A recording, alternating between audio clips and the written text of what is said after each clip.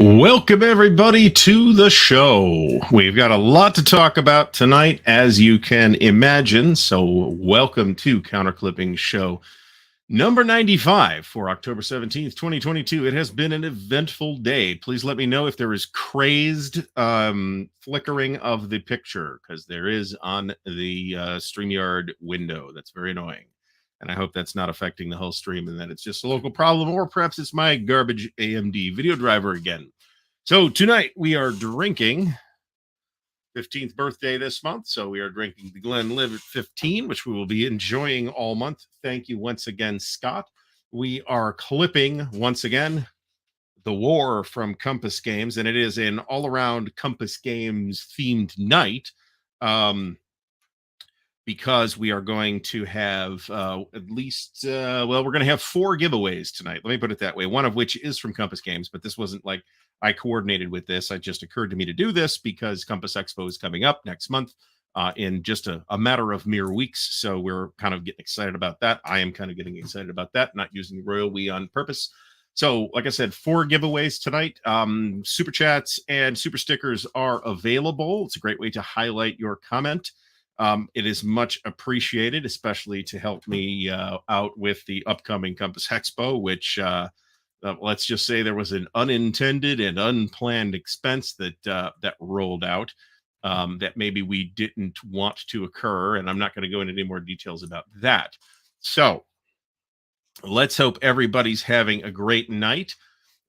Please remember to like the video. Feel free to share this around as well after the fact. If you are watching after the fact, sharing the video is much appreciated. Everybody here supports the channel just by showing up. So it is all much appreciated. I anticipate a lively evening tonight. Let me put it that way. So let me remind you that there will be a patrons only live stream next on Thursday, this coming Thursday, actually, on the subject of the proposed and totally hypothetical at this time Ardwulf Con. I will release the video later for everybody, but if you want to participate in the live discussion, I kind of wanted to limit that for reasons that ought to be fairly obvious. I will be at Compass Expo the entire time from Wednesday to Monday, so we'll get there late Wednesday and probably leave relatively early, but not insanely early on Monday. So we'll be there the whole time. This is what I plan to play. I'm very excited about that. Been looking at the rules. It looks very good. I like what I see so far. So before we get into the meat of this tonight, I anticipate there will be questions, many of which I will not be able to answer, but we'll do the best we can on live show tonight. So let me say hello to Abraxas MF, Andrew Frankie, Bama Retired Grant, Scott Blanchett, BC Games, Block Oddity, Brian Gash, Christopher Press, Daniel Barney, Daniel Berger, Daniel Silverthorne, Daniel Teets, David Imperato, E4 Airman, H. Tuna, Iggy Cricktal, the legendary Fucko, Jack P, Jason W, Jeff Anderson, J-Man Nelson, Joe Faust from sunny Northeast Ohio, John Longshore is here, of course, John C from the sunny Philippines. I hope you're getting sunny weather, because we didn't. John Clark, Carl Crater from the Wargame Boot Camp, Ken X or Ken 10, Kilroy, if Kilroy was here, Manders, Mark McNair, Marty Sample, Matt Davidson, and Michael Hett, Mike Anthony, Mike Burnett, Perfidious Albion, Rick Cox, Rob Johnson, Stigler is in the house, Tim Greenshaw, Todd Walser, Tony of Tony's Board Life, Trent Turner, Vince Ree, William Aarons, and somebody I can't see because YouTube, William Bird. Hopefully I got everybody. YouTube, this particular YouTube feature is working better than usual tonight. Let me put it that way. So, what's going on with me? Let me start by telling you that we did resume our last Blitzkrieg game last week. We're in the final stages of turn 2, and we would have probably gotten farther than we did if I hadn't had to move a large German formation and take forever to do it. It looks like, I think it's 62nd Volksgrenadier. It's one of the Volksgrenadier divisions, along with Panzer Lair, is threatening Bastogne. They're about 6 hexes away right now, but they have already activated, so they are done for the turn, and the 101st Airborne just shows up at Bastogne on turn 3. So we'll see how that goes. I suspect that the initiative roll at the beginning of the turn will be critical to see who goes first, because they, I believe, don't show up in prepared defense. Last week, we resumed our 3rd winter game. Is that true? No, that's not true. I did, however, stop by, same place. I did stop by the OCS Forgotten Battles playtest. I wasn't there for long enough to play. You'll recall that last week we were supposed to close on the old house, and we did. That's done.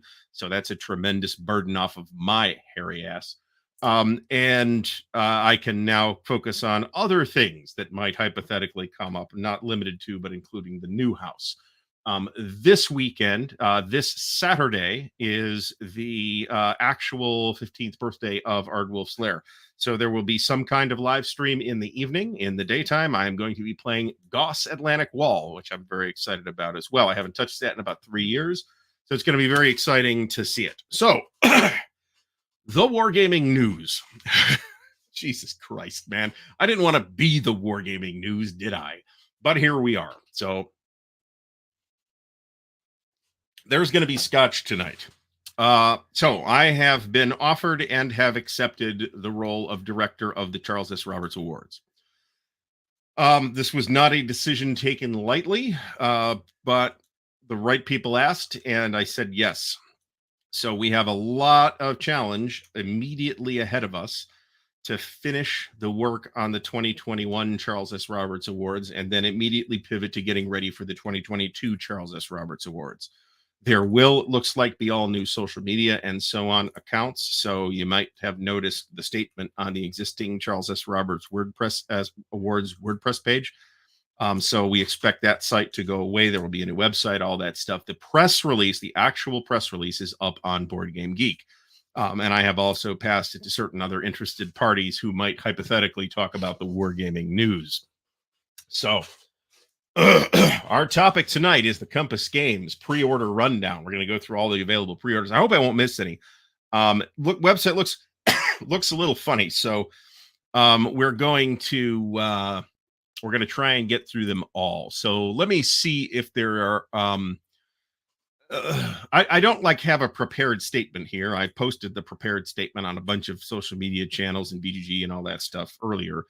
My statement, as well as the CSW Awards board statement, which the whole board has agreed to.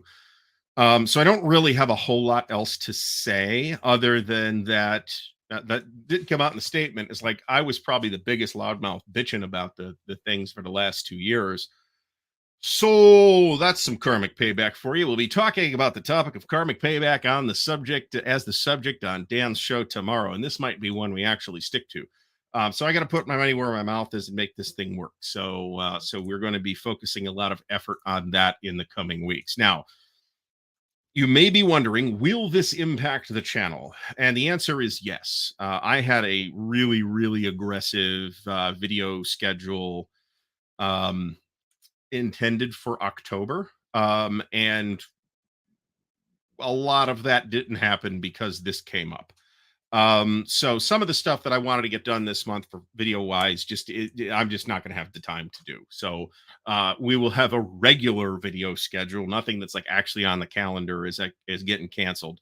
And we're still doing Napoleonic November, but there may be a little less aggressive plans for that too. But again, it'll still be the regular video schedule. There'll be there might be a miscellaneous video during the week. There'll be an unboxing on Thursdays. There'll be hopefully a Traveler Tuesday video at least some Tuesdays, and there'll be live streams with me on Monday, and then me and Dan on Tuesday night. So all that is staying the same, but the extra stuff that I wanted to do is just not going to happen because of stuff. So let me try and see if I hope everybody had a great time at the GMT Games weekend at the warehouse. Just a Guard posted a bunch of video from that. It looks great. I am sure that everybody had a fabulous time. I will be, happy to discuss suggestions about the Charles S. Roberts Awards in the future, but we're just not focused on that right now. We're focused on getting the 2021 awards done. So hopefully, we can get back on track. We have a roadmap for getting back on track. I think everything is actually going to be fine. So, more scotch. I should check on my pre-order for Battles from the Shenandoah. I haven't seen anything that says mine has shipped yet, but sometimes I get those emails and sometimes I don't. John Longshore, thank you so much. No, you may call me Mr.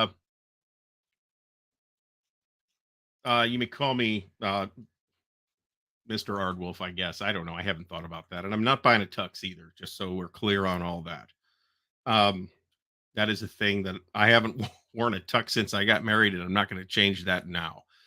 So there's been a, a lot of well wishes that I do want to thank everybody for. There's a great deal of confidence has been shown in the responses. Then I'm a little less confident than all that, but we're going to do the best we can, and I'm pretty confident that we'll be able to get the awards on track for this year, and then on track for next year, and then on a sustainable clip going forward into the future. So I do kind of like grand poobah, and of course, John, thanks for the super chat as well. That's always welcome. So topic tonight, segueing into that, is first of all a giveaway. So the giveaway that we have tonight, you can start putting your hashtag heat in the comments. The giveaway that we have tonight is this game, Desert Heat, kindly donated for the Ardwulf Lair 15th birthday by Lock and Load Publishing. So thanks, Lock and Load Publishing. This is the second edition, Nations at War World War II. As you can imagine, it's North Africa stuff, and it looks pretty neat. It is a platoon level game designed by Sean Drulinger. And you will get this very copy of Desert Heat. Now, what you'll need to do if you win is to email me. The email address is in the ticker, which I will put up right now, at ardwolfslair@gmail.com with your actual legal shipping name and address. Don't give me some phony name, because that happened and it messed things up. Give me your actual shipping name and address. If you are not in the United States, I will probably ask you to split the shipping cost with me. One of our folks last week, one of our winners was in Canada, and it was I wasn't saving as much as I'd hoped. Let me put it that way. So I had to ask them to split it with me. So that is okay. So Carl Critter from the Wargame Bootcamp says that Battles for the Shenandoah was at the GMT warehouse this weekend. It will be shipping soon. I thought they said it would be done shipping by the end of last week, but I, more than anybody else today, I can appreciate that sometimes plans change. This did not unfold as we, had quite planned, but I think it's going well. So again, you're going to email me with your shipping address and mention Desert Heat in the subject line so that I don't ship you the wrong thing, some random thing instead. And we'll get that out. We have shipped as of today all previous winners. That didn't happen until today because I am a moron who went to the post office on Indigenous Peoples Day and was all mad when it closed. What do you mean it's closed for this holiday? I can't. And some old lady in the parking lot's like, it's Indigenous Peoples Day. And I'm like, oh, shit. I forgot about that. So it didn't happen until today, but they are all out. Everything's in the mail, and the stuff that went directly from Mongoose or Columbia Games is all taken care of. If anybody has any problems with that, we'll address those later. So Stigler says Battles for the Shenandoah is worth the delay and the wait. I mean, boy, do I got plenty on the table right now. So I'm cool with it being another couple of weeks to get here. That is okay. There'll be an unboxing when it arrives. So that's all I can say. We will be fully stocked. Actually, depending on the timing, you might not see the unboxing until December because they've got 4 Napoleonic unboxings lined up, filmed and everything, not edited yet because I don't like to edit too far ahead because of the patrons card. I don't want to like leave somebody out that just became a patron because I uploaded the video 3 weeks earlier. I think that would be lame. So that's one reason why I started putting it in the ticker too, because that does occasionally happen that I work a week ahead, but I have seldom been organized enough to work more than a week ahead. So hashtag heat. We have 68 entries so far for Desert Heat. So I am sure more people want this than that. Maybe everybody's already got it. I don't know. What can I say? We got 137 people watching. I am kind of guessing we might, hit maybe not that crazy record where we won the algorithm lottery and there was like 235 people, but that was just something weird.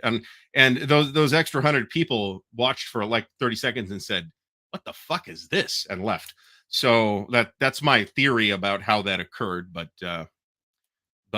so we're gonna give away. I'll give you all about another minute on the hashtag heat giveaway before we do the drawing. and then we will get into tonight's topic. It is not impossible that we will run long this evening. Thomas Bandy says his copy of Fire in the Lake is coming this week. That's great. I have played it. It's very good. I liked it a lot. And I won, which, was always nice. So I'm not 100% sure that congratulations is quite the right word. I think, oh my God, that poor son of a bitch. It might be more accurate, but um, so there's that. It's going to be a lot of work, and if I am in fact bald by Christmas, don't be shocked. Mark Matera said he got 4 games from the Compass sale. So the Compass, let me mention that. The Compass sale prices have been live on the website for like a couple of weeks, but the flyers are still going out as far as I can tell. I just got my flyers this past, I think, Friday, something like that. William Bird says he got Hill of Death today. That's awesome. I got something coming too that the postman did not actually see fit to deliver. In fact, they didn't see fit to deliver anything, even though something said it was out for delivery. I don't know what's up with that. Hopefully it'll show up tomorrow. And it's in the shrink wrap, so you might see an unboxing of it at some point, but that probably won't happen until at least December. Anyway, I'm about to push the button here. If you want last minute things, put them in right now, right now, right now. We're going to hit the button. I'll give it about another 15 seconds because there is a lag. So I know that there's a new printing of Fire in the Lake. I don't know what they officially stopped calling it, but I saw it as Indigenous Peoples Day, so that's what I called it. That's what the old lady said. So we're going with the old lady. So now, if John C wins, I can just ship this to his customs person in wherever that is. So let's do the drawing. We're doing it. We're pushing the button. Oh, the little land for $45. That's a very good price. Who will it be? Benji Carroll. Benji Carroll, congratulations. You have won this fabulous shrunk wrapped copy of Desert Heat from Lock and Load Publishing. It actually looks pretty cool. I'm not really familiar with this. Looks reasonably detailed, by the way. This does not look like, Simple Simon type thing. And the box is nice and heavy. So once again, email me at ardwulfslair@gmail.com. That address is in the ticker. And we will get that out to you expeditiously, hopefully more expeditiously than the last time. And with that, with congratulations to Benji, let's get started on what should be the very next thing to show up from Compass. And I say that based on the assumption that it's the first thing listed as their pre-orders. They may have closed pre-orders for some of this stuff that's like on the immediate horizon. I'm not quite sure. So Schnellboats, Scourge of the English Channel. These are those little Schnellboats that they sent out to harass the English, basically. And this is not a ton of description here, but the cover looks pretty good. And this looks a lot like, to me, at a glance, I think this is a solitaire game. It is a solitaire tactical level game. This looks a lot like Picket Duty to me at a glance. And the designer is Joe Carter. And the artist is Bruce Yerian, both of whom we have seen material from Compass before. So Schnellboats, I know there's some folks interested in this, and the pre-order price appears like it's still, or it's a sale. I don't know. I think this is a sale price rather than the pre-order price at this point. But this thing is either on the verge of shipping or it has just shipped. So we have welcome Harold Buchanan. And welcome everybody else that I didn't get to. Enrique Romero, Costas Nicolaitis, thank you for becoming a new patron. Much appreciated. Robert O, John Stanley, I don't think I got you before. Vince Ree, I'm not sure I got you before. And Canamian Arteus, welcome to the stream. Glad to have you here. All right, so I might also talk about Rings of Power if we have time. That might wait till next week. We'll see. But the TLDR on that is I liked it, but it's got significant issues. Let's say, as a relatively hardcore token nerd. Maybe we'll talk about it in detail later if we go through all this material faster than I think we will. So we've got like a strategic map here of the English Channel, which is pretty cool. We've got maps of the ships. We've got maps of what look like different type of ships, and we've got some sample art on the counters. Don't know how final this art is. Usually when it's in this kind of state, it is fairly final, but you'll see some exceptions to that later on.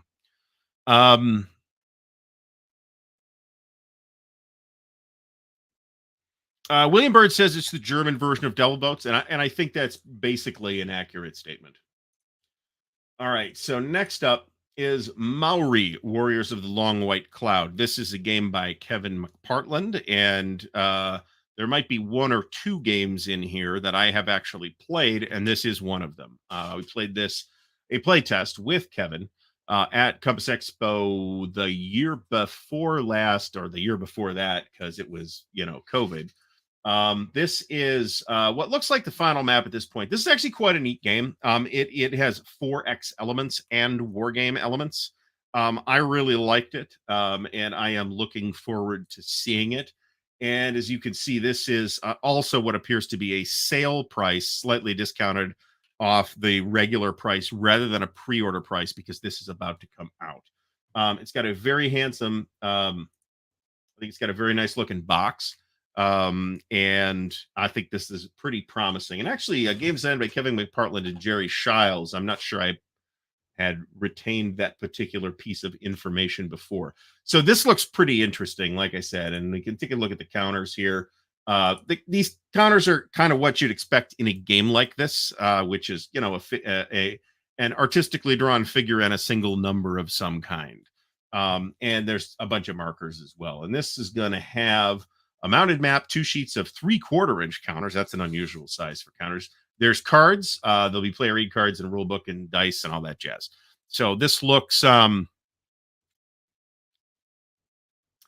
this looks good, and I think I think people will enjoy it once it comes out, if you are interested in that topic. Next up, this is another one that's on the immediate pre-order frontier, and this is actually the live Kickstarter that they have right now. That's why I pointed to this thing. So this is Sniper Kill confirmed by Jay Kirkpatrick. It's a game about snipers. I'm not going to show you the video. There's a video here. This When they put something on Kickstarter, that pretty much means it's basically right about to come out. So this is like the last chance to get the pre-order price, essentially. And it looks like the pre-order price is $52 for a copy. Yes, indeed. And that seems like a pretty it's a little bit of a discount. Retail 69. 52 is the price here. And there's like a play mat and cards and counters. And is there a list of components here? I don't see a list of components because we're on the Kickstarter page, and that took me a little bit by surprise. So Blackadder is hilarious. One of the funniest episodes I've ever seen about on TV is an episode of Blackadder, which was the one about the Scottish play. You'll know the one if you've seen it. So, all right. Next up is Desert Blitzkrieg, Rommel's North African campaign. So this is I don't know who the designer is on this. This is a mounted map, two counter sheets. Looks like some 25 cards. This is not a redo of an older game, as far as I can tell. I will be happy to accept a correction on that. Thindle70, welcome back. Good to see you back. I've got which one do I have? I've got Interceptor Ace, and those are all reliably enjoyable games, frankly. This is a 2-player game, however, and we can look at the map and we can see that it is a point-to-point game. A lot of times when we see point-to-point like this, it also means we're seeing a card-driven game, and with a deck of 25 cards, I'm not sure that that's what this is. Units are regiments, and divisional integrity is a thing that the game features, which is pretty cool, I think. So this looks fairly interesting. I don't know that I'm personally in the market for another North Africa campaign game. I've got more than is reflected by my level of interest in North Africa games. Enrique Romero asks how it compares with Africa 2. Just looking at it, I'm going to say it might be more complex than Africa 2, because Africa 2 is an SCS game, and SCS is very simple. Perfidious Albion says that the designer is Michael Vital. I just didn't see that on here, and with everything else going on today, I didn't have time to look that up. So, yeah, game designed by Michael Vitale. It is here. It's just a little buried. Monthly turns, regimental counters. Map scale is abstract because it's point to point. Game artist once again is Bruce Urian. Um, all right, I am trying to monitor the comments more closely than I typically can. And like I said, if we go late, we go late. I don't care. All right, this is one of very high interest to me. This is the Kaiser's High Sea Fleet. This is a design by Gilbert Collins, and it is based on War at Sea, except it's World War One instead. That those two things, I think the War at Sea, Victory in the Pacific are really, really good games. And I think that applying that system to World War One is a really good idea. This is I once again game designed by Gilbert Collins, game art by Knut Grunitz. It's going to have a mounted map, 4 counter sheets. Those are presumably quite large counters since there's only 292 of them. Task force cards, shipyard cards, all that stuff, dice, box and a lid, all that jazz. Cover looks good. Don't These aren't always the final covers, I'll point out, but they got the back of the box done too. Do they give you a complexity scale? Complexity medium. So that to me seems high, but like there's no, as I've said before, there's no like committee determining exactly where the complexity ratings are, right? It's up to the designer. And as Jack P points out, Gilbert has some video showing the game. So if you want to see more about it, go check those videos out. So moving on from the Kaiser's High Sea Fleet, we have Galaxy Force Battles of the Fallen Stars, which is a great title, I gotta say. This is a game designed by Stefan Beck, and the artist is Stefan Beck as well. This was something that they announced pretty recently, and it's a little bit surprising because there's exactly like 2 non-war games encompass his entire catalog.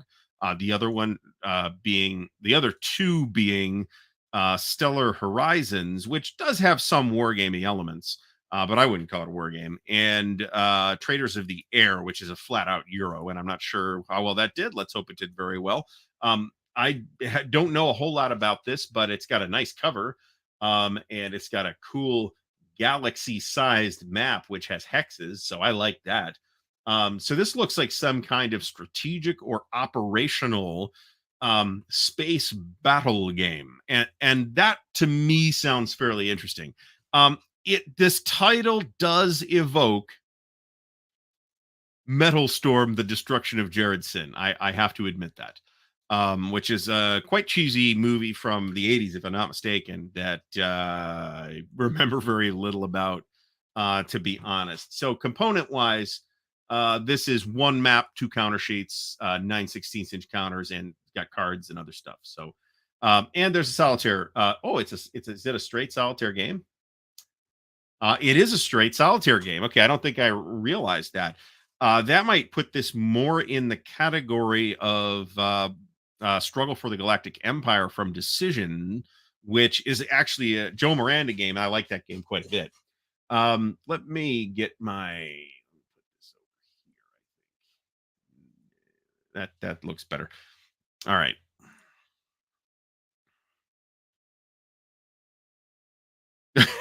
This is fair. This is fair. The only game I can think of with a scale like that though is Outreach, right? And that is a game that still nobody's really even tried to redo. Decision was talking about it at one point, but it does not seem to have like made the radar. So barring that, and I would welcome a new take on Outreach, frankly. So I'd be very curious to see how this thing looks when it gets a little closer. I don't think it's necessarily that far away. It looks like it's pretty close. So 142 is what I'm showing right now. 100, all of them on YouTube. So that's above average. Let's put it that way. We'll see how we do tonight. More giveaways coming. There's 3 more giveaways that we're going to get to tonight. Next up is Grant, the Western Campaign of 1862.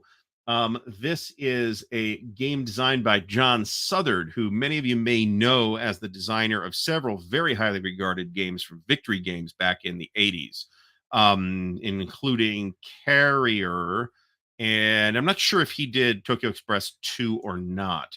I don't think so, but I'd have to actually check to make sure that that's the case. So this is Fort Henry and Donaldson, Shiloh and Island number 10.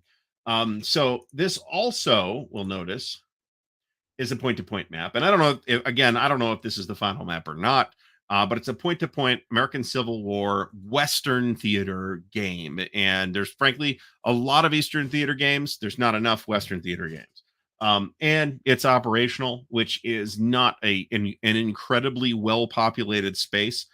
This is chosen to go point to point instead of a hex map, which I think neatly sidesteps the problem that operational Civil Wars games have of trying to compete, at least in theory, with great campaigns, the American Civil War, which is pretty much the definitive operational Civil War game system as far as I'm concerned. But this kind of sidesteps that. Looks pretty interesting.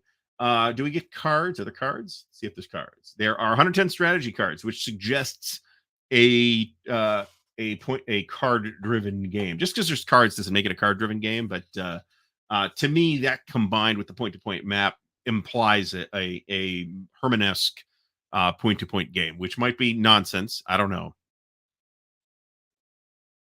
And of course, Doug's right about this at that scale, which the map covers most of the Milky Way galaxy. But this 2D is fine for the other game too, for Galaxy Force, because of that exact thing. Compared to its diameter, the Milky Way is not that thick, and at that point, the thickness doesn't really matter too much. John Madison, welcome back to the stream. I sent you an email earlier today. I believe you've taken care of it already. That person has been advised as to which posts to not respond to, by the way, John. You'll know if you know. Next up, let me actually talk about this one first. So this is a deluxe edition of Europe in Turmoil. This is a game that has a pretty good reputation. It is broadly similar to Twilight Struggle. Mo from Mo's Game Table, welcome back to the stream. This is, again, a pretty highly regarded game. Also, again, you'll see that when you look at the map that it appears to be inspired by Twilight Struggle. And what Europe in Turmoil is about is the lead up to World War One. I've heard very good things about this from people that have played it. So Ed says that it's more like 1989, but at that point, I think 1989 is pretty similar to Twilight Struggle, but I have no doubt that there are many specific differences. So this looks good. This is again, second edition, deluxe edition. Get a guess that it has a mounted board. It has 4 counter sheets and a mounted map and player aids and a whole bunch of other stuff. A whole bunch of cards, actually. There's 170 about 170 cards in this thing, so that's a lot. So this is just checking the chat to make sure I miss as little as possible. Jay Sturgill, welcome back to the stream. John C says that he has played and enjoyed Europe in Turmoil. So I may well pick this up myself. However, I am especially interested in Europe in Turmoil 2, the interbellum years, 1920 to 1939. And this is exactly what it sounds like. It takes the Europe in Turmoil system, itself inspired by Twilight Struggle, 1989, and all that jazz, and brings it to the time between World War One and World War Two. I am very interested in this. I am very interested in this period, and once again, you can see that's not really zoom in a friendly way for me. A lot of this art looks a little temporary. I don't think this is super duper close.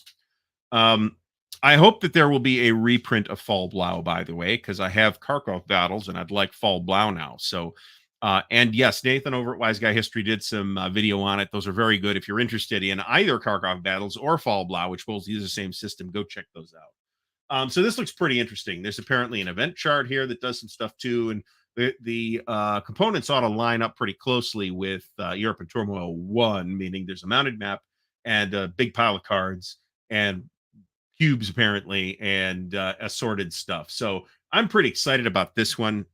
This looks super interesting. I have this vague notion of turning this into an interbellum module for various um, uh, strategic level World War II games. We'll see how we'll see if that sounds ridiculous when I actually get the game on my hands. Kevin Bertram, welcome back to the stream. We need to have a conversation.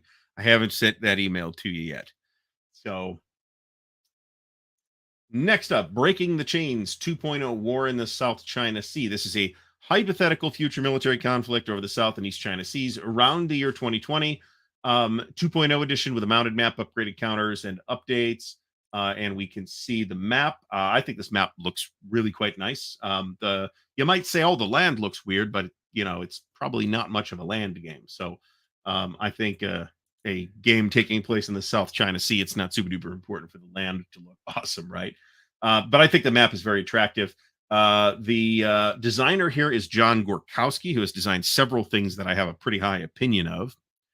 John Longshore mentions Origins of World War II, which I do have, which I haven't played. I got it at a Goodwill actually for about $2, and it turned out to my surprise to be complete. So at some point, I would like to give that a whirl. If you're really interested in Origins of World War II, however, I believe Stuka Joe has some video on that. And of course, it's Stuka Joe, so it's an awesome video. Robert O says Van Burden is on a roll, which is, I think, the case. Artist here is Mark Mahaffey. So if you're interested in near future or near past hypothetical on this topic specifically, encompasses a few games in this space, then this might be something to look at.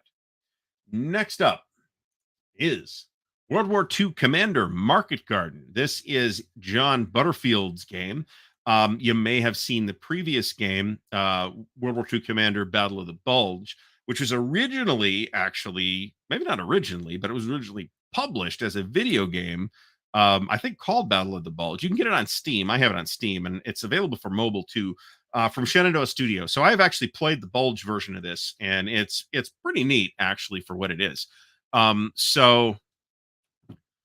Market Garden is a favorite topic of mine. We do get a bit of a look at the map here, which looks basically what we would expect it to look like for a Market Garden campaign. And you can see that north is more or less on the right side of the map, and south is more or less on the left side of the map. And at the right side of the map, you've got Arnhem. And at the left side of the map, you've got 30 Corps walking up the road or driving up the road as best they can. This is Joe, exactly. This is it's a Market Garden game. So this is actually the game we were talking about, called Origins of World War II. Avalon Hill game from something like 1969 or 1970. As it with many, many, many Jim Dunnigan designs from that period, it was way ahead of its time. Probably somewhat underdeveloped, and it has some really good and interesting ideas in it. So Mark McNair says he's got Battle of the Bulge on Xbox. I didn't know it was available for Xbox because I don't have an Xbox. I never have, and don't plan to buy one because who's got that kind of time, right? So we won't be doing that. We just bought an entertainment center, which I have to put together. So next up from that is Brief Border Wars 2. This is going to be a Brian Train game. And I have played Brief Border Wars 1, the original, and it's very interesting. And it's kind of a quad, right? The cool thing about this is you could basically run, if you had a second deck of cards, all four games run out of the same deck of cards. So you kind of can't play all four games at the same time, but if you had duplicate decks of cards, you could. Now, the interesting thing here is that the Second Balkan War is the Balkan War of 1913, which we have seen very little on. That's unfortunate because that's a very interesting topic, and that is one of the reasons why Europe was such a powder keg in 1914. We've also got the 7-Day War, Teshin. I'll be honest, I know nothing about that. No Monan, War on a Distant Plain, 1939. That sounds like somewhere in Korea or Manchuria or something like that, but I don't know. Oh, it's Kalkangol. Okay, so yeah, it's the Japanese versus the Soviets and the Italo-Greek War, which I've never seen a game just on that. There are certainly games that have it as part of the larger campaign to conquer the Balkans in 1941. But this is the 1940 part with the Italians versus the Greeks. So that should be interesting as well. So I think this is worth taking a look at if you, especially if you've played the earlier Brief Border Wars and liked it. I think this is worth a look. And the map, so it's an area movement game, right? It's a card it's a card driven game, I'd say, but it's not a conventional card driven game with ops points and stuff like that. So this looks neat. Check it out if you're interested. Check all these out if you're interested. So this is a game that I had heard of because it is a reprint of an older game, Sea Power and the State. This is a Steven Newberg game. This is a brand new edition. I don't know if they're calling this a designer signature edition or not. But I looked at the map and I'm like, oh, that's actually sort of interesting. It's like a world map on a hex grid. This actually looks kind of interesting. So, strategic study of World War III at sea. That should tell you something. There's a lot of info packed in that sentence, right? Manders points out the Great War channel on YouTube. Yeah, that's done by the same guys that do another history channel. That's also excellent. So, or the same people that do the another history channel that is also excellent. I think that this is accurate. So Jeff Anderson says Market Garden seems like much more interesting than the Bulge. He thinks it has to do with the press your luck situation the Allies tried to end the war with. I think that's true. I think Market Garden is a really, really gameable situation. I think the Bulge is too, but I think Market Garden is more gameable. And one of the reasons is that it has a built-in clock. That's not like an arbitrary clock. That's the game system says you got to reach these objectives by such and such a date, usually. The clock is on the map, right? Because 30 Corps and its armored column have to relieve the parachute divisions, and the British First Airborne in Arnhem has to last long enough to get relieved. So you get to play the clock instead of there just being an arbitrary, box you move up or certain number of turns or some mechanical check on you. And I think I think that works really well in a game situation. It will allow the Germans to fight a delay. It's got to be a delaying action, but there's also going to be counterattacks, assuming that the game scale is good. So Doug Sunthes says that Market Garden gets done so often that he'd rather see a game based on Patton getting the supplies that he asked for. So you can actually do that in Beyond the Rhine. I could tell you that. But there's a lot of games on Market Garden. It's not done as often as the Bulge, and I don't think it's done as often as Normandy, but it's of World War II West Front topics. It is certainly not one that we are starved for games on. And the good news is that there's a lot of good ones, right? We've got Holland 44. I really like the GTS Market Garden treatment. We've got a Goss Market Garden coming at some point. I don't know when, but it's probably not next. It's definitely not this year, and it's probably not next year, but I'm very excited about that. So John Longshore asks if Market Garden would have been effective if the Allies had made realistic goals, or was it a Hail Mary, the only strategy that would have been successful? Well, that's the trouble with a plan, with Monty's plan, is there was nothing but to the plan but the Hail Mary, right? They couldn't have just like scaled it back and said, oh, we'll just get the Nijmegen. That wouldn't have made a big difference because you've still got to cross the Rhine. That was the whole point, right? And as Robert O points out, Hell's Highway, the Victory Games classic, is also being redone by New England Simulations. So that was on a table. I saw pictures of that being on a table either at this year's Console World Expo or the last one. Back to the Compass Games pre-order roundup, however, I'd love to see a BCS Market Garden, and I am told it is in the works. Sea Power and the State. So it's pretty interesting looking game. We've got a mounted map, and I know it's a mounted map because I've handled it, because they had at least a prototype copy at Compass Expo last year. So this says there's two maps, one mounted map and one mounted Europe map, plus some counter sheets, plus player aid cards, all that stuff. So this is a pretty interesting looking game, presuming you're interested in this topic. I'm not super interested in this topic. I still think this game looks pretty interesting. So next up is, I believe this is going to be, I don't know if this is going to be called a designer signature edition or not, but it is a reprint of some GDW classics designed by Frank Chadwick back in the day. This is called World War II Campaigns, and it reprints the GDW games called 1940, 1941, and 1942, which cover, respectively, the 1940 campaign in France, the 1941 invasion of the Soviet Union, and the 1942 on campaign in the Pacific. The 1940 and 1941 games end around the time. Well, the 1940 campaign is going to end, before the end of 1941. Let me put it that way. The 1941 game, I believe, ends at the end of 1941, but the 1942 game, I also believe, covers the entire rest of the war, and it's actually a pretty interesting looking game. I don't know how far along this is, but these are the maps, and boy, these are GDW looking maps too. I don't know if these may or may not be final. Design here is Frank Chadwick, John Estelle, and Mark Miller. Actually, that I was wrong to say that Frank designed them all. Box cover designed by Julian Thomas and artist Art Lupinacci. Actually, and looking at this reminds me a little bit of Russia Besieged, which we'll talk about in a few minutes. So that's pretty interesting. So this is going to be for $54. You're basically getting three small games, and the conceit behind these were these were part of the Series 120 games. And the idea there is that you were going to be able to, there were going to be a less than 120 counters in the game, and you were going to be able to play it in less than 120 minutes. Alistair Logie, welcome back.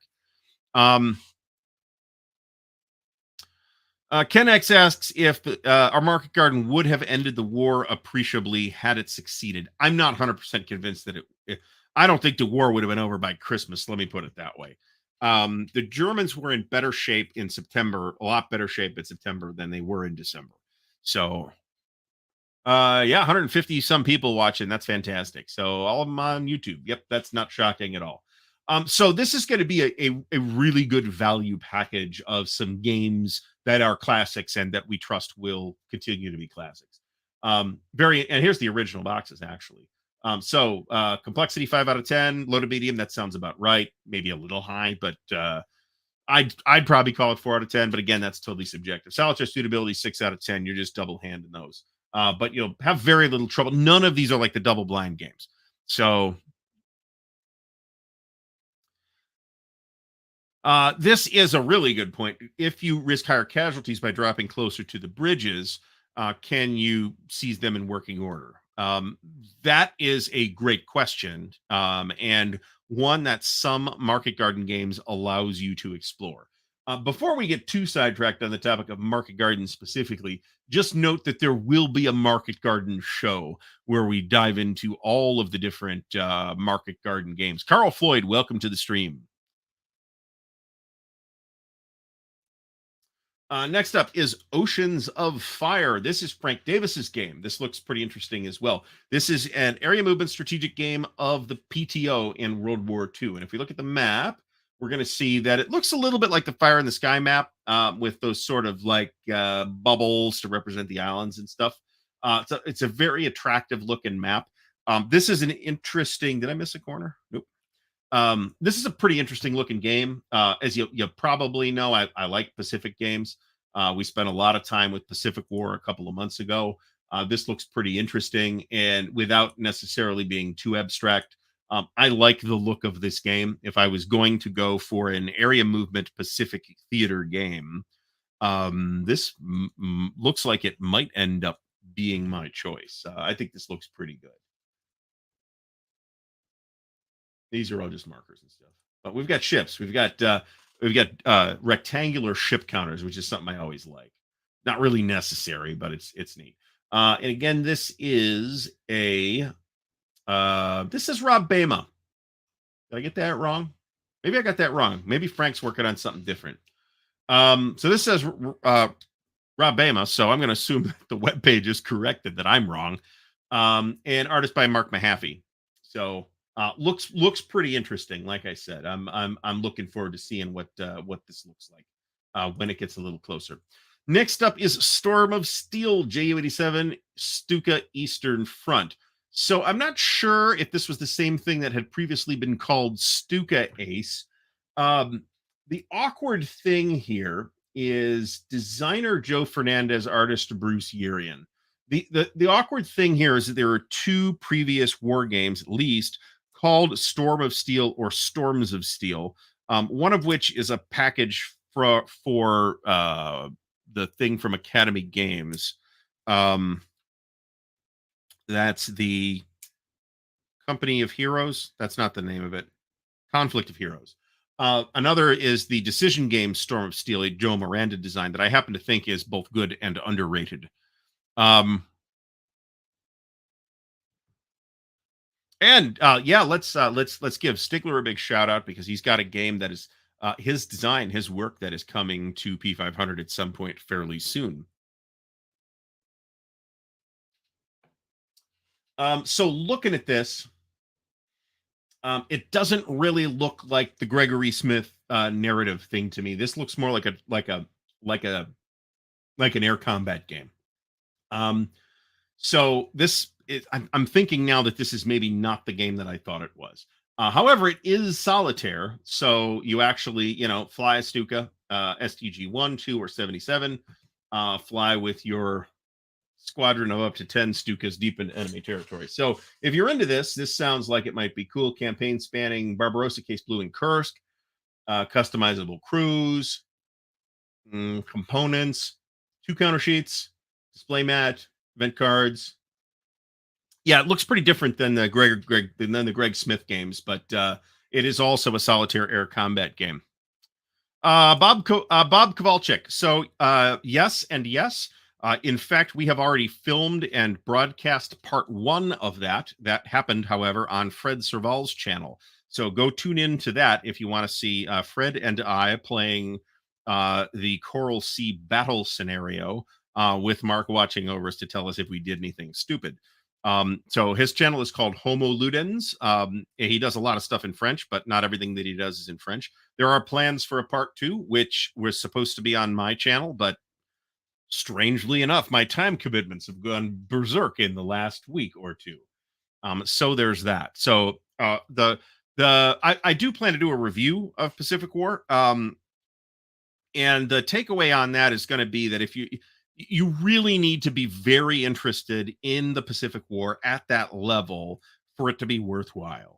But if you are, then I think it is going to end up being your definitive Pacific War game. If you spend a lot of time with it, really study it, play it a lot, I think you're going to really like it. So Stigler says that his GBACW quad should hit the next GMT monthly newsletter, which ought to be out basically anytime. All right, next up is Dog Boats Battle for the Narrow Sea. Narrow Sea. I believe this is another Joe Carter game. It is. Artist Bruce Yerian. So I think what we got here, Royal Navy gunboats or torpedo boats on night missions against Kriegsmarine forces in the English Channel, 43 to 44. So this is another adaptation of the double boats platform is what it looks like to me. And there's not much on it yet. There's no really graphics or anything like that. It is solitaire. They've got some idea of what the components will be. So if you're into that, and thank you, Bob, by the way, for the super chat. It's much appreciated. It will really help right now. Let me put it that way. Next up is Atlantic Sentinels. This is a Gregory M. Smith design. And this looks incredibly interesting for a number of reasons. One is it's the sort of patented Gregory M. Smith narrative focused solitaire design. Okay, so it's going to play like that. The really cool thing here is that Greg has figured out a way out through some kind of witchcraft, presumably, to make this thing work together with the hunters. So you will be able to actually play this solitaire versus your opponent playing the hunter's solitaire and make them both kind of a two-player game. That sounds amazing. And therefore I am really excited about this. Cover looks good. Again, I don't know how far this is. Greg's got literally 2.6 million war games in development. So I don't know what's getting the biggest push right now. So but this looks Atlantic Sentinels looks really neat. Sensuikon, Japanese fleet submarines, 1941 to 45, continuing the Gregory M. Smith underwater franchise. This is another of Greg's designs. This is what it sounds like. It's the same game, same basic idea and structure. Let me put it that way. I think calling it the same game system might give people the wrong idea. But these are all very related games that have very strong mechanical similarities. Let me put it that way. And in this case, you are piloting Japanese fleet submarines. Once again, we don't have tons of information on this, but this is, I think, frankly, co-designer Brett Grimmond.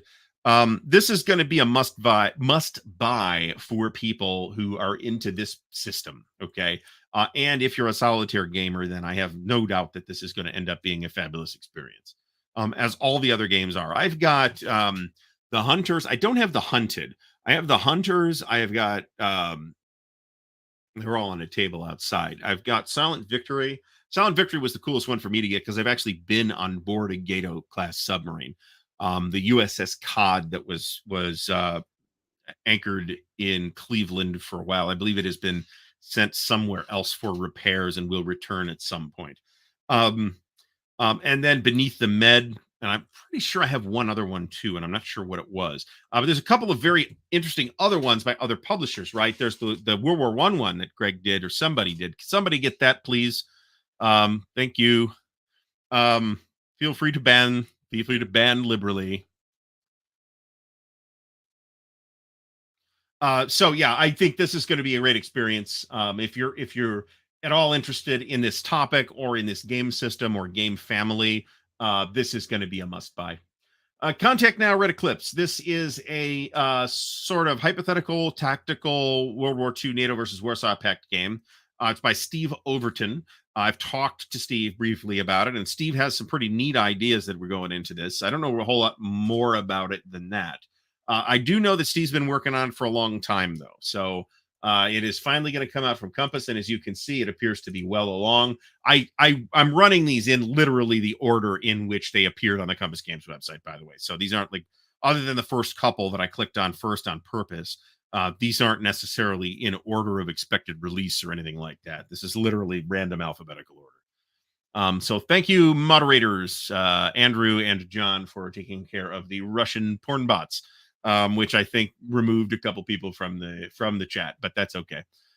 Steel Wolves, yeah, that's a neat looking game. I got to tell you, Steel Wolves looks pretty cool, but that's not on the list here. So this is The Troubles, Shadow War in Northern Ireland. And this, I think, started its development life as an actual coin game and is now just being called coin inspired. And it is about what it sounds like, the Troubles in Northern Ireland from 1964 to 1998. Irish Americans may be very familiar with this. I personally am not. I'm not entirely unfamiliar with it because this stuff made the news here in the US. But Stigl, you're getting like tons of requests for quad number 2, by the way. Get that. Take some notes here. Coin adjacent, that might be fair. Ryan Aquilath Media, welcome to the stream. Manders, welcome back. Manders says War Diary put out a special issue on or special issue game on Balls Bluff, which is interesting. There have been a couple games on Balls Bluff. Yeah, I think it's a pretty cool cover. It's kind of surrealistic while at the same time being very sort of moody. And here you can see Northern Ireland, and I think you'll see that this does have a coin-esque appearance. I have an interesting relationship with coin games. I like the basic mechanics and structure. I think they work really well. I think sometimes the topics that have been chosen have not necessarily been great fits for those mechanics. And also some of the topics that have been chosen are just topics that I'm not terribly interested in.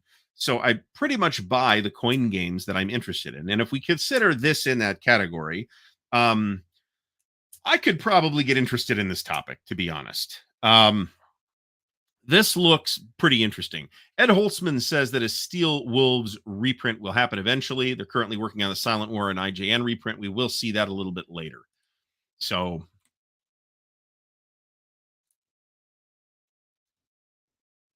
yeah, and John C mentions that they think it. Yeah, John says it started off with GMT. That may be the case too. I remember that a little less explicitly, but it's still one of several coin inspired or coin adjacent or whatever you want to say games coming out from a variety of publishers. Man, we hit like two of them in the Legion Games rundown, right? Ziegler says he does not anticipate a volume two. Well, start anticipating. What can I say? You've got requests. All right, Russia Besieged Deluxe Edition Finnish expansion. This has been in the pipeline for a very long time. I'm buying this. I have Russia Besieged. I haven't gotten to play it yet, but it looks really good. Brant, thanks for coming by. Much appreciated. I'm surprised you didn't give me more shit. So Brant has to record every night because we got behind because my internet went out and then his internet went out and there was no internet anywhere. It sucked. So Finnish expansion is what it looks like. It's an add-on map with a bunch of stuff for Finland for Russia Besieged. I feel like if you've got Russia Besieged or you like Russia Besieged, there's no good reason to not get this. I like the looks of Russia Besieged a lot. I think it's going to end up being my go-to game in that space of sort of Russian campaign adjacent East Front games. Let me put it that way. So I'm going to pick this up. I'm pretty excited about this. I don't know if it's late, but it sure seems late. It's been allegedly close for a good long time. 1812, War on the Great Lakes Frontier. This is a game designed by Ken Reppel. I talked to Ken. There was a brief interview video with him from a couple years ago from Compass Expo when he was there to pitch this game to them. And I guess we know now that that effort was, in fact, successful. So this game looks good. This is also, for me, one of the relatively rare war games where I grew up is on the map, right? It's got a very interesting map layout. There's two maps, which lay together short end to short end. As you can see, can I expand this thing? Yeah, as you can see, Ken abstracted out all like the overland stuff that wasn't on roads or rivers, and I think that's very. And there's a substantial naval component here. So I think that was a really interesting choice and a really interesting decision. I'm really looking forward to this game. I think it's going to be quite good, a quite interesting looking game. How do I get out of that now? So 1812, War on the Great Lakes Frontier. And I'm glad to see that this has made its way into the pipeline. Says he has three. John Longshore says he has 3 Strategic War of 1812 games. I have 0. It's not that rare of a topic for war games, but we certainly haven't seen that many strategic level War of 1812 games. And I don't know if I'd call this strategic level. I think I'd call this operational because it's not necessarily the whole thing. It's specifically the Great Lakes part of it. So, and Stigler's thinking of the 1812 Overture, which is, understandable. All right, next up is the Doomsday Project. Adam Starkweather, this is the operational scale system, same system as Korea Fire and Ice and Vietnam Rumor of War, and volume 1 of the Doomsday Project. This is the Balkans game. Pulling the map up here. Let's pull this up. It's a very I'll be honest, this is a very attractive looking map. Perfidious Albion says there's 1812 games already out there that focus on or around the Great Lakes. So I don't doubt that. I own and have ever owned absolutely 0 War of 1812. Yeah, it might not be true. I might have owned something from S&T or something like that. But I think this map looks great. I think every map in this series actually looks great. The game system, I'm not sure what I think about yet, to be honest. But there are people that do like it. Then we got, counters, maps. There's no factors on the counters. That's a thing that the system does that some people might find to be a turnoff. I don't know if I find it a turnoff. I think I do, to be honest. E4 Airman mentions the Columbia game 1812. That's a good point. Man, I'm feeling super gravelly. I've done a lot of talking today. So the Doomsday Project. If you like this series or you're interested, if I haven't said this, this is another hypothetical NATO versus Warsaw Pact World War III series. And scale wise, this looks pretty appealing. I think I'm over. I think I have too many. I personally have too many games on this topic already, and some of which are just outstanding. So, Napoleon's Eagles 2: The 100 Days. This is a game by designer Christopher Moeller, who designed the previous game, Napoleon's Eagles. This one covers all four battles of the Waterloo campaign. Let me put it that way. Quatre Bras, Ligny, Wavre, and Waterloo. La Soufelle, I've never seen anybody but OSG put that in the box. It doesn't really happen near the other battles, and it happens a couple of weeks after Waterloo. So, and it's Rapp versus I think some Prussians, as I recall. Perfidious Albion says that they will finish the Doomsday series with the North Cap area of operations, which sounds pretty interesting. And John C says he really enjoyed Napoleon's Eagles. Now, Christopher Moeller is a really good artist. He is not only doing the boxes and is an avid Napoleonic tabletop war game player himself, but he's actually doing the boxes now for the Library of Napoleonic Battles series from OSG, and they're great looking boxes. And if you've seen the YouTube channel Thursday Night Gamers, which is focused almost exclusively on the Library of Napoleonic Battles, or exclusively maybe, that I think Christopher's either the main guy behind that channel, or he's one of the guys that they're filming playing. So do we have pictures of the cards? Don't agree. I don't know if these are the final cards or not. I don't think these cards look bland at all. I think they look pretty nice. I think graphically this game looks great. I don't have the original. I haven't played it. It is a card game, by the way. But if Upfront's a card game, then this a war game that's a card game. Why can't this be? Complexity 5 out of 10. Solitaire suitability high. 225 cards and a bunch of other stuff. So it looks like it's going to have a nice chunk of components in it. This looks pretty interesting. And if I were in the market for another war game card game, which I would like to tell myself I'm not. However, this is Napoleonics, and I'm really on a big Napoleonics kick right now. So you never know. We'll see what happens. $39 pre-order price too. That's a great price. Next up, this is another one that I've been waiting for quite a while. This is a John Southard design Carrier Battle Philippine Sea, and it is an adaptation of the classic Victory Games game Carrier to the Battle of the Philippine Sea. So that, okay, take my money. What can I say? If we look at the map, it's got, sort of interesting looking temporary map. It's all open water with some islands. I mean, big shock. And the counters are pretty nice looking counters. I'm always disappointed when the ships aren't double sized counters, but doesn't have to. Perfidious Albion asks if Carrier Battles replaces the old VG Carrier, and I'm not sure that it does, because VG's Carrier is Coral Sea, right? Am I right about that? I think so. So they're different battles. So I don't know that I would say that it does that at all. I think it supplements that. If you really like that system, run down a copy of Carrier from VG and then get this too. So I think that sounds great. And this is a mounted map, 2 counter sheets, a rule book, blah, blah, blah, blah, blah, other stuff.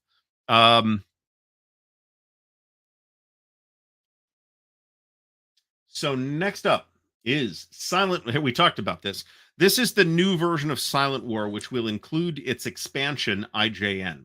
So this is a enhanced second edition. Is this a solitaire game? I thought this was, but I could be nuts. Yeah, it's a solitaire war game of Pacific submarine operations. I don't see any graphics or anything, so I can't really show you any of that. But designer here is Brian Miller, artist Brian Miller also. If I sneeze, I'm going to try and mute myself before that happens, or at least.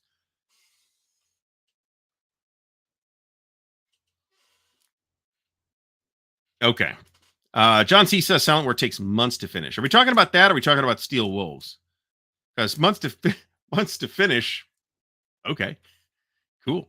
Carrier Battle Philippine Sea, I'd be a little surprised if it doesn't deal with land-based air. And as William Bird points out, second time, as William Bird points out, I think there is a new version of Tokyo Express in the works at some stage as well, and that's another one that I will be delighted um, to pick up. Bob Kowalczyk. This is, I'll minimize this for a second. So this is the 2.5 millimeter. Bear in mind, these are 5/8 inch counters. I think they're 5/8 inch counters. Maybe they're not. They're in the counter sheet a little bit weird. But they're larger counters. So this is the 2.5 millimeter Oregon Laminations standard corner rounder. Um, this is the deluxe, okay, which I have and which I don't really use. I need to tune it a little more to get it to work. If you're really interested in the whole counter clipper discussion, I have an interview coming out on Wednesday. This is already uploaded, so we don't have to worry about it. Already uploaded with conversation with Harold Buchanan, where we do talk for probably 20 minutes about counter clipping. So pulling this back up. Silent War and IJN. These are pretty well regarded games. I know some local folks who were like asking me if I knew how to get a hold of a copy of one or the other. I forget which. But these are pretty well regarded games. I think it will be exciting for folks to get this thing back in print.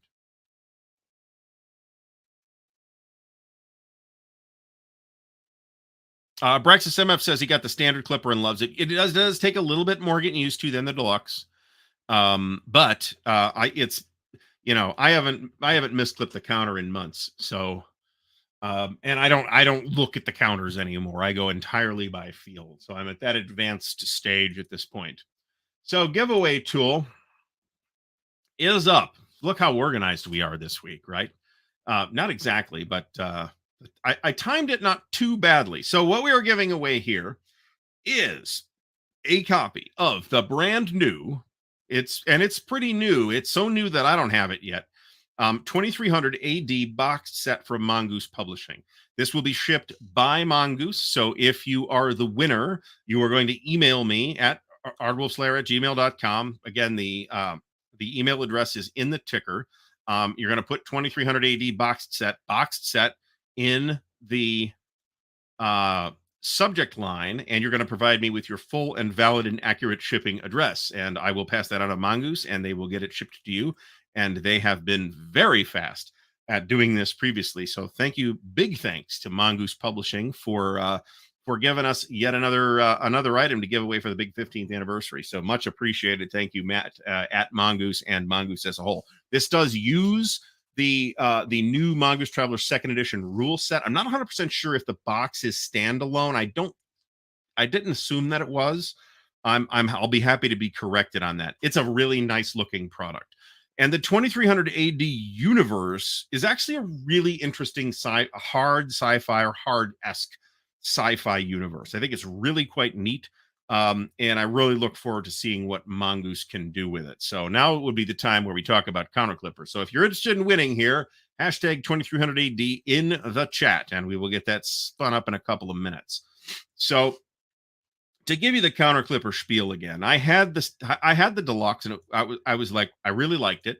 And you do get used to its sort of bulk after a while, and you get really fast with it pretty quickly. And then the handle broke, because that is a thing that happens. Some people get lucky and get theirs made out of good plastic. I and many others have gotten unlucky and got one made out of bad plastic. And frankly, it's an engineering problem. It's not just the plastic quality. They ought to be designing around variations in the quality of the materials. But the fact is, it broke. This is the one with the oak handle that I've showed off before. So it's kind of repaired. It kind of works. There are other techniques to repair it. When I got Oregon Laminations on the phone, they wanted me to just order another of the deluxe. I said, hey, you know what? Why don't you just send me the standard one? And it took me a little while to get used to it and not misclip anything. But at this point, we're not misclipping anything. So there's exactly 0 counters in the 1.6 million counters of the war that I have clipped so far that are misclipped. It is actually also a little harder to do the misclip on a larger counter, just because of the geometry. So that is a thing too. So we got 60 entries for 2300 AD. And remember that we do have 2 more giveaways tonight. We had 149 people. The biggest number I saw was I think 157, by the way. Hell happened to that?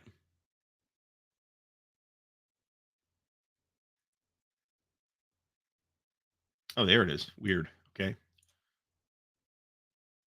Looks like the high so far is 162. Oh no, maybe not. Yeah, it looks like the high is about 162 so far. I thought we were going to have a pretty strong night, to be honest. What with the news and all. So interested in 2300 AD box set, big handsome box set. Like I said, I don't even have this yet. I'm gonna be jealous of whoever wins it. So that is this is the thing too. These so the deluxe model is more expensive, but the prices of both models have gone up noticeably in the last couple of years. Um, so this is a Mongoose Traveler second edition product. Um, I don't think it matters which Mongoose Traveler Second Edition rulebook you have, whether you have the older one or the 2022 update. The system is the same. There's just tweaks and some minor content additions in the new one. I don't think that's particularly important. But if you have the Mongoose Traveler First Edition, you might need to do a little bit of work to adapt it. But on the other hand, it's still kind of like both editions kind of hew pretty closely to Traveler, the Traveler model of combat and characters and all that stuff. So I really feel like it almost doesn't matter too much. You might have to do some hand wavy type changes and character skills and stuff like that.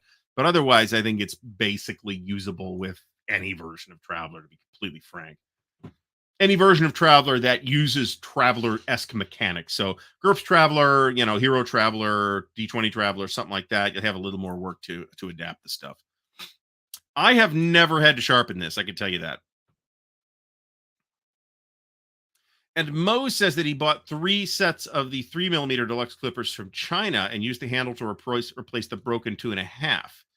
Um, Very interesting. That's a very interesting idea. If you do the legwork, and I'm not doing this legwork for anybody, okay, because I haven't done it for myself, you can source these things from China cheaper than Organ Laminations sells them. But then who do you call if it breaks, right?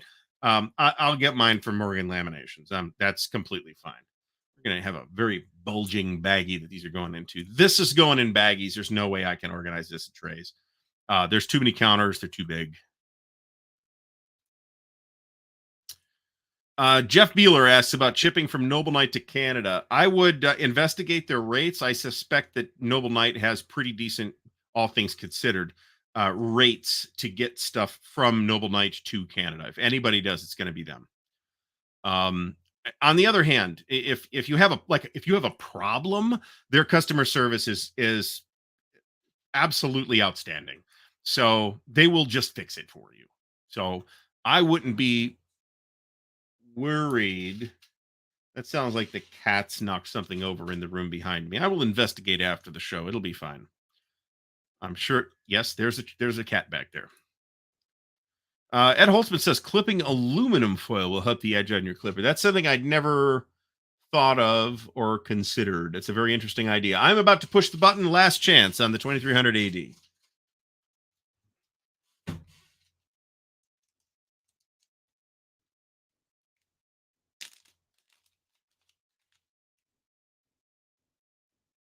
Really? Bendel 70. If you won't be able to put a link in the chat, but if you've got a site to that, I'd love to hear that interview, frankly. However, as I've mentioned in various videos, if you've played Elite or Elite Dangerous or Hell, whatever the Wing Commander game was that had like a more strategic view, those games are heavily influenced by Traveler as well. So what you are saying comes as no surprise whatsoever to me. I am done clipping for the night, by the way. One thing that I've noticed in this room, and we're basically at pretty close to winter temperatures outside right now, is that if I have all the lights on, and I'm talking putting out a lot of hot air, it warms up pretty fast in this place. So that is a thing. Less so out there, but that is a thing that we'll have to pay attention to in the future. I don't know that this is an absolute Alan. I don't. Alan asks if it's true that the deluxe clipper will not break if you glue a die under the top lever. I am not convinced that that is absolutely proof against the thing breaking. However, it does make sense because what it does is it's making sure that you're never exerting more than the maximum force on the piece that might break, right? Because it's if you are forcing it, if you're putting more force on it when it's fully closed, which is easy to do if you don't put the die in it, that is kind of the circumstance that you're talking about. Like James Whitmer says, who says he still broke one with the die in there. I don't think it's absolute proof. I think it really just depends on the batch of plastic that they made it out of. This is why I don't want to bother with the deluxe, man. I'm happy with the regular one. I've been using it for years now. I got this very clipper, in fact, got confiscated by the TSA, and God knows what those perverts did to it. And it came back and it works great. It required no tuning, no nothing. So Mo says choke up on the handle a little more. This is good advice too. Less stress on the handle. I mean, I got super powerful forearms just from doing this. So it's all good. I'm going to push the button on the 2300 AD giveaway. And once again, whoever wins is going to email me at ardwulfslayer@gmail.com with their shipping address. And John Clark is the winner of the 2300 AD box set. John Clark, congratulations. It looks like a great product. I am somewhat jealous. So yeah, email me with 2300 AD box set in the subject line and with your address, and I will get that information over to Mongoose probably tonight, and we will get that taken care of for you. So congratulations, John.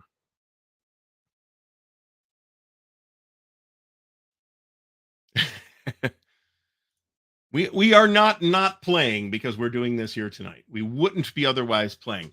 So I did a double take on this one. Back to the Compass Games pre-order rundown. I did a double take on this one because this is the exact Operation Crusader game that we were talking about a couple of weeks ago. That's actually this giant monster game that GDW did in like 1978 or something like that. However, it looks like it has been basically redesigned. This is still 4 or 5 maps. What do we got? 4 maps and 4 counter sheets. The old one had like 10 counter sheets. There's a bunch of scenarios. I still, I just said how I was like, I don't really need another North Africa game. I might buy this anyway. This is interesting enough that I'm really tempted by this. Designer Frank Chadwick, artist Ilya Kudryashov.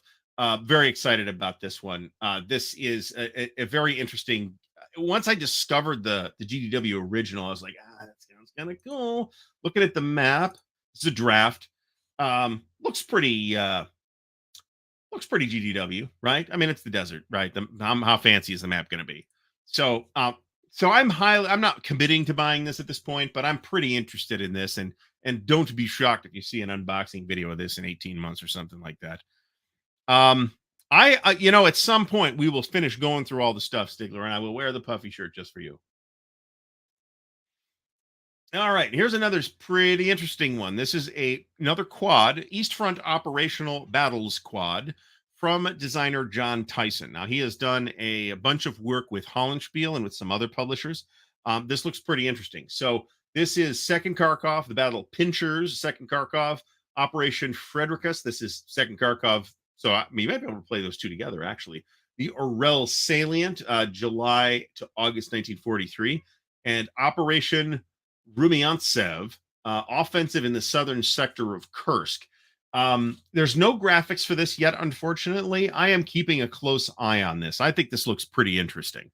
4 maps, 2.5 counter sheets, player aids. I have some expectations for this. I am interested in general in like really strong value packages. And this looks like it might be that. I'm very interested in hearing more about this and seeing how this develops. But I believe because there's no graphics, that suggested it's pretty early.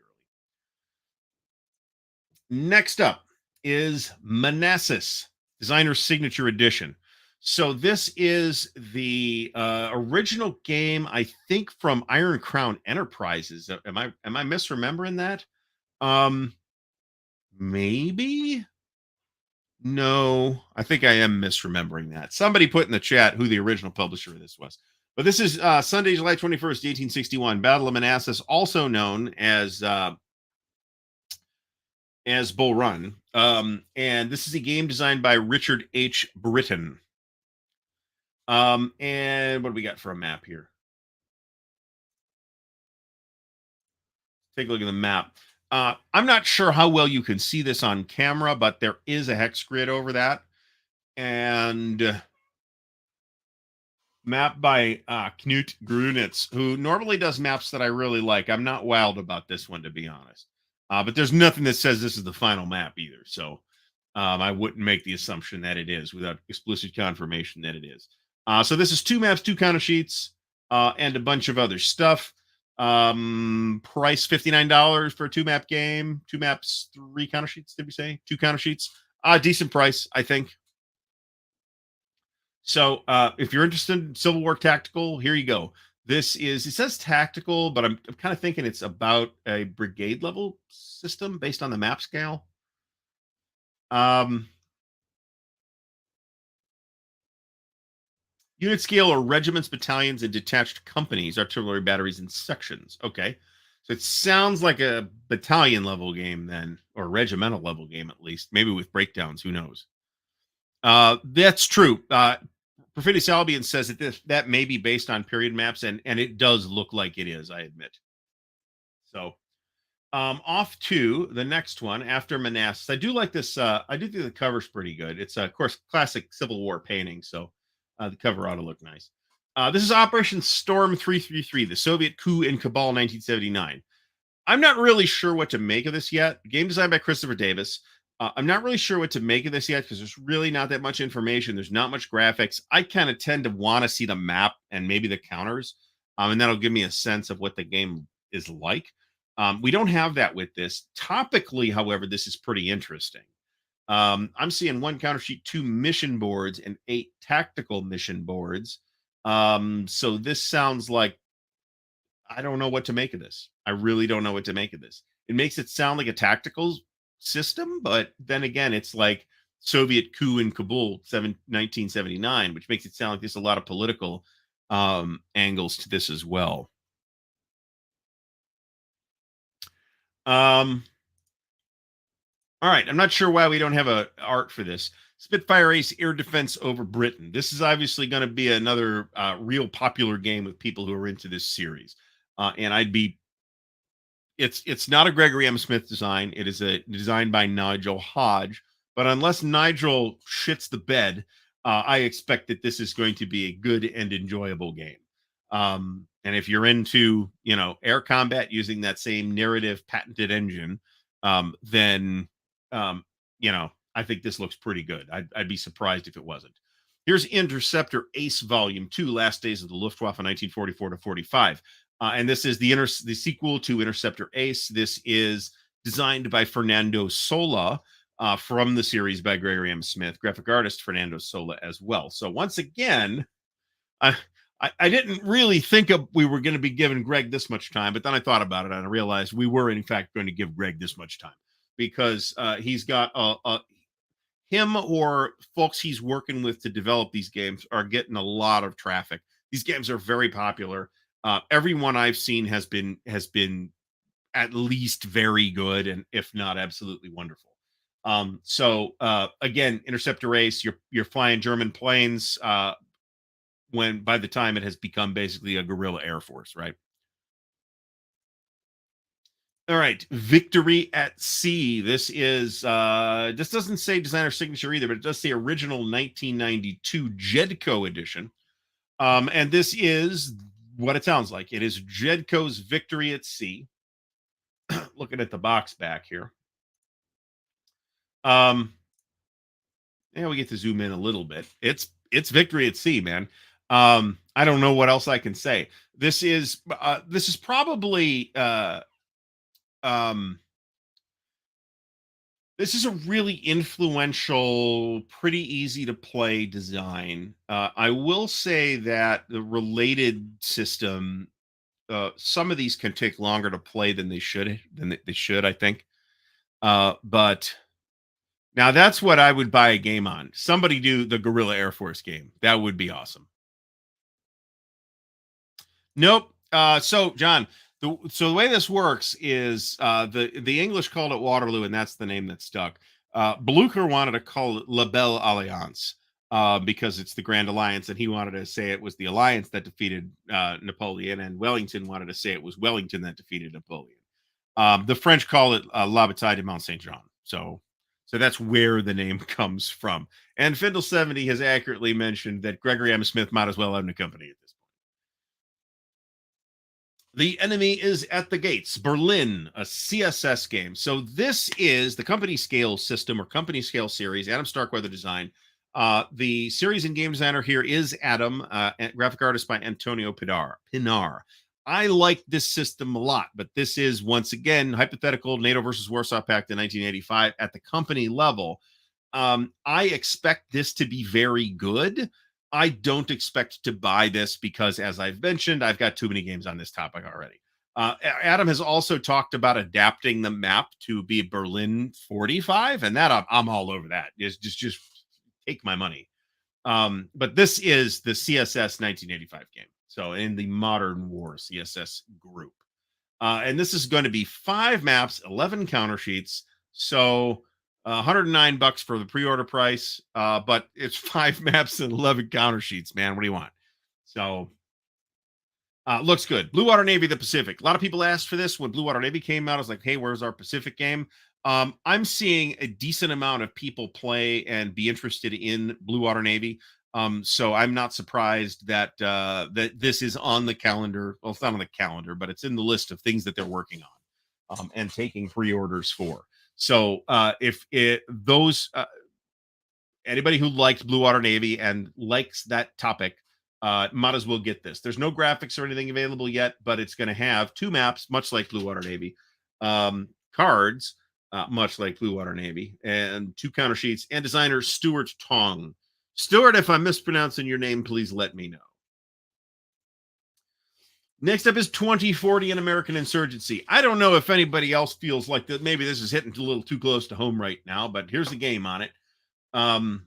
This is a design by Edward Castronova, artist Ilya Kudryashov, and project director Billy Thomas. So congratulations, Billy, on destroying our country.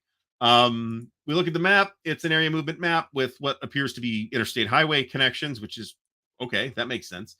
Here's a news display, active stories. Mechanically, I think this actually sounds fairly interesting, but as I said, I think this is not a game I feel I need to get. I'm already depressed enough. So so anybody interested in this particular topic of the United States disintegrating, turn on the news. And if that's not enough for you, maybe order that. Roma Victrix, $69 from Compass. This is by designer Paul Callio, whose work I am not previously familiar with. But what we got here is an area movement map. I think some people might say they think this looks plain. I think it's pretty attractive. There's the box. Good, nice box cover. I like the box cover. I like the cover art. And what looks like fungible troop types in multiple colors.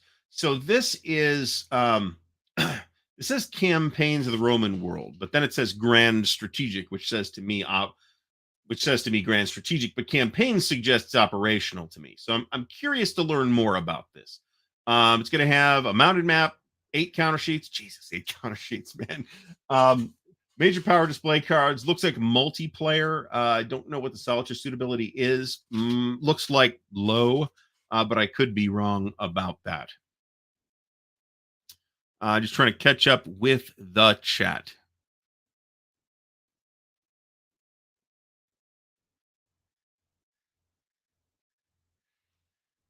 Roma Victrix looks like it's going. Yeah, that's a good point. Sarmatia. Well, not really. I mean, it's just kind of one big space, right? You could kind of interpret that however you want. So the advantage of an area movement map is that it's kind of abstracts that out. Flanks of Gettysburg. This is intriguing looking, and it's by well-regarded designer John Paniski. Roma Victrix, Mike Anthony asks if that's the designer that did Barbarians of the Gates. I'm not sure. So this is Little Round Top and Culp's Hill, and We can see who's the artist. Wow, artwork Rick Barber, Vinny Siracusano, and Bruce Urian. So, man, these are Rick Barber maps. I think it says something about Rick Barber as an artist that he's been gone for a couple of years now, I think, and we're still publishing games with his maps. So in any event, this is Culp's Hill and Little Round Top, right? Yeah, Culp's Hill and Little Round Top on a hex map. Yeah, I'm probably buying this. I got to tell you. Um, Complexity 5 out of 10, solitaire suitability 5 out of 10, players 1 to 2, so solitaire compatible, best with 2. Comes with 2 full-size maps and 425 counters. That's probably 2 counter sheets. And designer John Paniski, and John Paniski's a pretty interesting designer. I agree with Findle 70 on this. There have been quite a few games on Little Round Top, not that many on Culp's Hills, so that's I think why this is interesting. And hell, Mark Barber maps, right? Patrick from Patrick's Tactics and Tutorials, welcome back. It's great to see you back. This is Flanks of Gettysburg. Flanks of Gettysburg, right? Flanks of Gettysburg. Anyway, Jeff Beeler says that Roma Victrix is the designer's first game. And that sounds right to me, but without checking, I don't have enough faith in my ability to remember absolutely everything to say without checking. Prelude to Revolution. So I'm going to talk about this for a minute. So, all right. So this is based on Marco Portre's, mechanically similar to and inspired by Marco Portre's game Prelude to Rebellion, which is about a rebellion in Lower Canada that no United States citizen ever learns about. In fact, in parts of Canada, they don't even teach them anything about it. It's a very obscure topic, but Mike Wilner has adapted it to the Russian Revolution. And I played this with Mike at Compass Expo last year. I believe that was last year. And this is great. This is I hope this comes out. I think the talk is early 2023. I'm all over this. Topically, I've played it. It plays great. If you look at the map, I think the map's a little scary. It kind of looks like you're playing an Excel spreadsheet. But that aside, this works great. It plays great. It's a very clever system. It's surprisingly more fluid and less spreadsheety than it looks. I had a marvelous time playing this. I think it's fantastic. I will be delighted when this thing comes out. I will be delighted to add it to my library. So Prelude to Revolution, it gets a strong recommendation from me, in particular because there's not that many games on the Russian Revolution / Russian Civil War, and almost all of those focus on the Civil War part and not the Revolution part. This does the exact opposite. It focuses on the Revolution part. So there's really not a lot in this same space. Okay. I don't blame people for finding the map perhaps less inspiring than one might otherwise hope. But it actually would be, because of the way it works, it actually would be hard to redo it in a different format. It really does work in practice, and it makes me regret not buying Prelude to Rebellion last year, even though I have no idea what that's even about. Canadians fighting each other. That's crazy. All right, Air and Armor. This is a West End Games title. Does this say Designer Signature Edition? Indeed, it does. This is a Bruce Maxwell game. Bruce did a wonderful job with NATO, his revision of NATO, which is honestly almost a completely different game from the Victory Games version, I think, right? And it's, I think, a lot better. I think Bruce thinks it's a lot better too. So this is Air and Armor, operational armored warfare in Europe. This is modern warfare, modern pretty much being the 80s, maybe early 90s. It's tactical. Pull the map up here. Map looks good. Don't know who the artist is off the top of my head, and I'm not reading off that thing. Bruce Maxwell, artist is Bruce Urian. I think the map looks good. We pull that back up and go through all the pictures. Counters look good. Counters look very good. Pollard markers looks like Warsaw Pact TOEs, U.S. Canadian TOEs looks very interesting. This could be the start of a whole series too. Who knows? There's a lot that can be done with this concept. Um, so a lot of folks are pretty excited about this. I'm not sure how close Bruce is with this, but based on the amount of sample graphics Compass has, it sounds like it's not too far away. And if I get the chance to corner Bruce at Compass Expo, I will ask him that question of how soon, or I can ask Bill, I suppose, how soon we're going to get Air and Armor. Looks like it's coming along. Bruce was real careful with NATO. Made sure that it got very thorough play testing, that the rules got thoroughly examined. Mo says likely mid 2023. So I don't know that I'm going to buy this, but then if I talk to Bruce about it, Bruce is super enthusiastic about this, and I will probably end up wanting to buy it after having that conversation with Bruce. So, so I'm like trying not to spend this money, but this money's probably going to get spent, frankly. Next up is Alexandros and Spartacus. Two Ancients games by Mike Markowitz that originally appeared in Command magazine in 1991 and 1992. So what do we got here? So we've got, zoom in here. So two games by Mike Markowitz. I am Spartacus. I mean, why would you not call it that? We've got pretty nice looking counters, very, I think, thematically appropriate for the period. Here's the map for Alexandros, which don't know if this is the final map or not. Here's the map for Spartacus, or I am Spartacus. Great topic. And here's the back of the box where we see complexity medium. Looks like quarterly turns. Average time to play 3 to 4 hours. Does it say how many players? 2 players. These are 2 players. So this looks interesting if you're interested in these topics, and I'm very interested in the third Servile Revolt. Also included 2 expansions that were published in later Command magazines: Successors, Clash of Generals, and Xenophon, March of the 10,000, 401 to 400 BC. That sounds like, boy, that sounds, and a third one, Pyrrhic Victory, Legion versus Phalanx, 280 to 275 BC. God, there's a lot of stuff in here. So it sounds like this is going to be a high value package. I got to say, I'm not sold on this cover, but I doubt this is the final cover. So this sounds like it might be fairly interesting, particularly if you're interested in some of these interesting topics, like the March of the 10,000, the retreat of the 10,000 across hostile territory. I don't know if there's any games on that or not. I think there might be one other one. Successors, obviously, there's a very well-known game about that. Brian Foley asks if it's like Great Battles of Alexander. Doesn't look like it. Great Battles of Alexander is a hardcore tactical, focused like a laser on tactical ancients. That's Great Battles of History. This looks much more strategic. This is absolutely true. So the Anabasis is I think Xenophon wrote it, actually, was the story of the retreat of the 10,000, where they basically they get cut off in Persian, I believe, territory and have to march back to Greece. So moving on from Alexandros, though. Panzerkrieg, Designer Signature Edition. This is a design by John Prados, and I knew that. I shouldn't have had to look it up.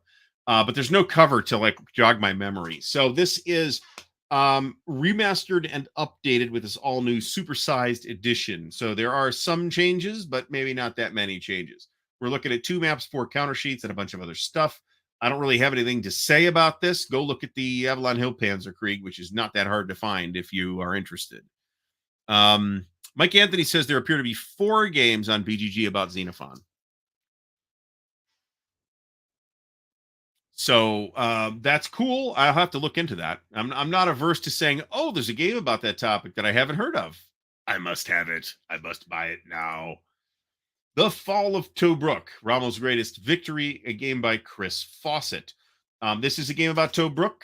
It is a complete revision of the Conflicts Games game designed by Frank Chadwick and published in 1975. This is a new design, and they go out of their way to say that.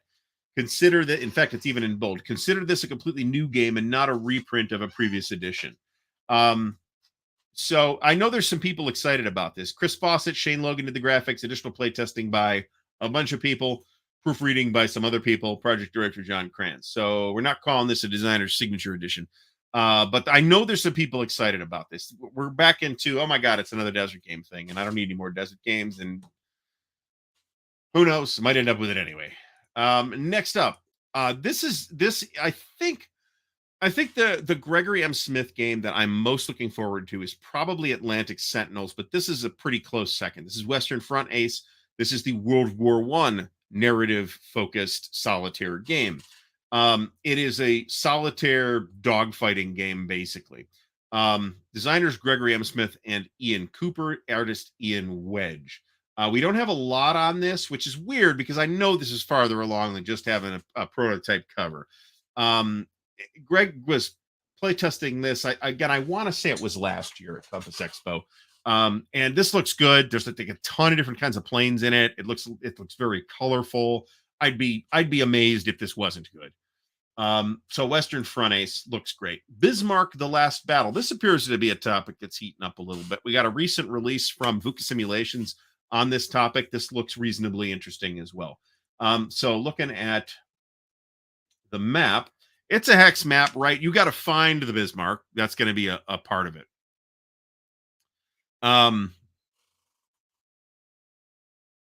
Jason W. pre-ordered Alexander's and Spartacus. Very good. Very good.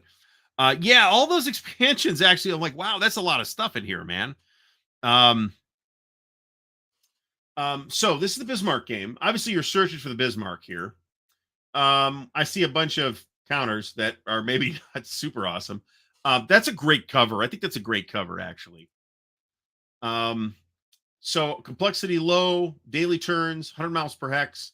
It's solitaire. Let's not read it off of there. Let's pull it off of here instead. Designer Petros Cirilos. Looks like one map, which is the map I just showed, one counter sheets, 9/16" counters. There's no reason you'd need a lot of counters for this. There's cards, there's cool stuff. I'd be surprised if this wasn't fun, to be honest. Pontiac's Rebellion, Frontier Rebellion 1763 to 1766. This is a game by, I knew this, and we'll have to look it up. This is another John Paniski, okay? And I think I could swear this is a game that might be a revision of a previous game. And now maybe I'm thinking of this game. There's a lot of games in my head. I don't know what to tell you. All right, so it's point-to-point map. Looks like there's cards. Looks pretty interesting for all that. I don't know a lot about this topic. I think probably the American educational system probably doesn't teach us much about this topic. 7 Years War in North America. So is this connected to the French and Indian War? That's possible. What were the years again? Doesn't quite overlap to my memory, but maybe I'm misremembering some dates. So this does say that it actually is based somewhat on the Blood on the Ohio system. So for those who have seen that, then maybe this might look familiar. And looking at it, I've seen the Blood on the Ohio map. I mean, it says Ohio on the box. I had to at least look at it. Octavian says it's based on the King Philip's War system, which is a game from. Are we talking about the MMP King Philip's War? I assume so. Yeah, this is what it sounded like to me. I think the date I have in my head for 7 Years War is 1754, which I know it was 7 years and not just one, but that's the date that's in my head. So this looks interesting. If you've seen Blood on the Ohio, this might be intriguing. This is a design by, again, John Paniski, artist Bill Morgul. And hey, here's an interview with those guys from the Player's Aid right here, who are probably going to win an award this year. I'm just saying. I shouldn't say that actually, but I just think as a fan, I haven't looked at that yet, but they're way out ahead in the wargaming YouTube space, and they're probably going to win again. Those sons of bitches. All right, I'm not sure why this is on there because this game is out already. The War of the Pacific, 1941 to 1945. This is out. It's right on the shelf here. Looks good. It's not a completely seamless transition between the War Europe and the War Pacific. There are some differences, some subtle between the two games, and you need kind of an interface in order to play the two games together in a synchronized way. We're going to try that at Compass Expo, so we'll see how that works. They're not particularly dissimilar, but there's some things. It feels like Holland 44 compared to Ardennes 44. They're very similar, but you can't quite say they're the same game system because there are some differences. Great cover, by the way. Terrible title. These are terrible titles, I got to say, because you can't find them on BGG. The War of the Pacific. You'll end up with 600 results, and you'll have to figure out what you're looking for. It's an unsearchable title. So I'm not a huge fan of the title, but the game looks good. For Motherland. So this is a game by Japanese designer Masahiro Yamazaki. And I think it says for Motherland rather than for the Motherland because there's no definite articles in Russian. And the map, we don't have a really great look at the map. This looks like some of the Masahiro Yamazaki games that we have seen over here in the United States. So I don't know if it's who the graphic artist is. Graphic design by Masahiro Yamazaki. So that would be a question answered right there. Complexity 5 out of 10, solitaire suitability 7 out of 10. These tend to be meaty, but not overwhelming games. Mounted map 5 counter sheets. Jesus. So that's a lot of counters, man.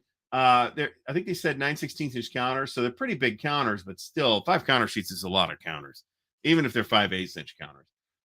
So this is not going to be a tiny game. But it's all on one map. Stacking might be an issue. I don't know. I'd be curious to learn more about this. I think I'm covered in this particular space, but that doesn't mean I'm not interested in another. I'm interested enough in this topic to have multiple games on the East Front. Let me put it that way. I think we all know that. Yes, there are some counters. Some counters. So here's another one that's pretty highly anticipated. This is Hitler's Last Gamble, Battle of the Bulge, Designer's Signature Edition. So the original game we talked about last week, this is published in 1989. I don't remember whether I said 1989 last week or not. But all new supersized edition. The big selling point here is Danny Parker, who is one of our foremost, along with Bruno Senegalio, is one of our foremost living experts on the Battle of the Bulge. He's written books about the Battle of the Bulge. This guy knows what he's talking about, and he's got a very nice wargaming design pedigree as well. So, looking at the pictures, we've got a nice cover. Here's the back, 7 out of 10. That's how I interpret that. We'll look at that in a second. Here's the map. Don't know if it's the final map or not. It's green, right? It's very green. We talked about this last week.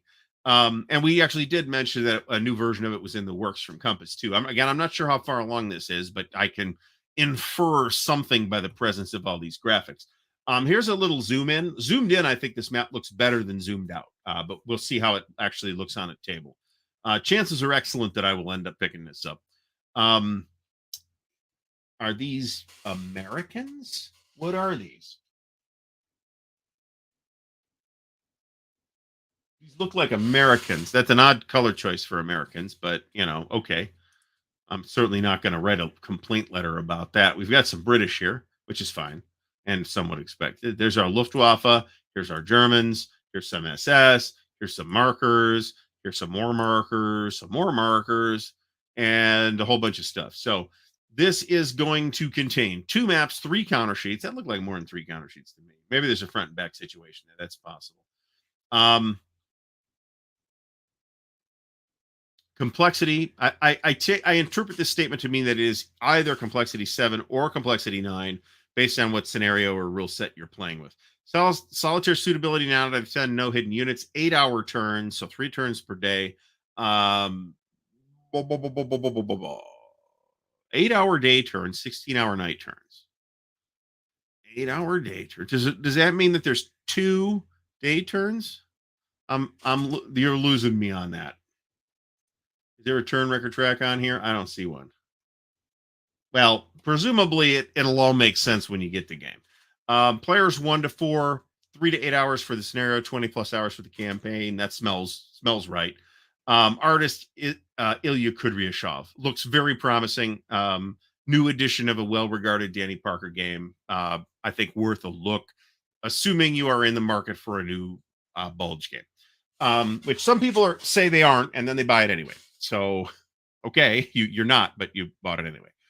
So Tank Leader Eastern Front. So this is the new edition of the Tank Leader series that was originally published in the late 80s, I think, or early 90s from West End Games.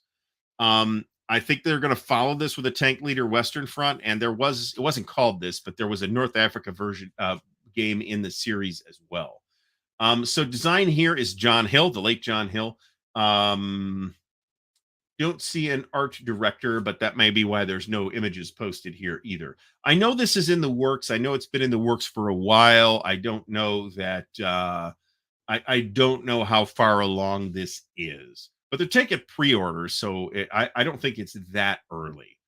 But I await correction by John. And John, John and or Bill can yell at me when I show up at Compass Expo and get in their faces about this stuff anyway, right? Brian Jarvis says, "Can we have winter graphics in a Bulge game?" Yes, it will be a white map, a blank white map. That is, in all seriousness, that kind of is the problem, right? Because white is going to be a contrast issue. So I agree aesthetically. I think that would be cool, and I think we've seen some games pull it off, but most Bulge games don't even try. Schutztruppe, Haya Safari, 1914 to 1918. This is about World War I in East Africa. That is a very interesting and pretty unexplored. There are a few games on it. Unexplored territory in wargaming on World War I in East Africa. There are, as I said, there are a few. This is designed by Dennis Bishop. And taking a closer look at this map.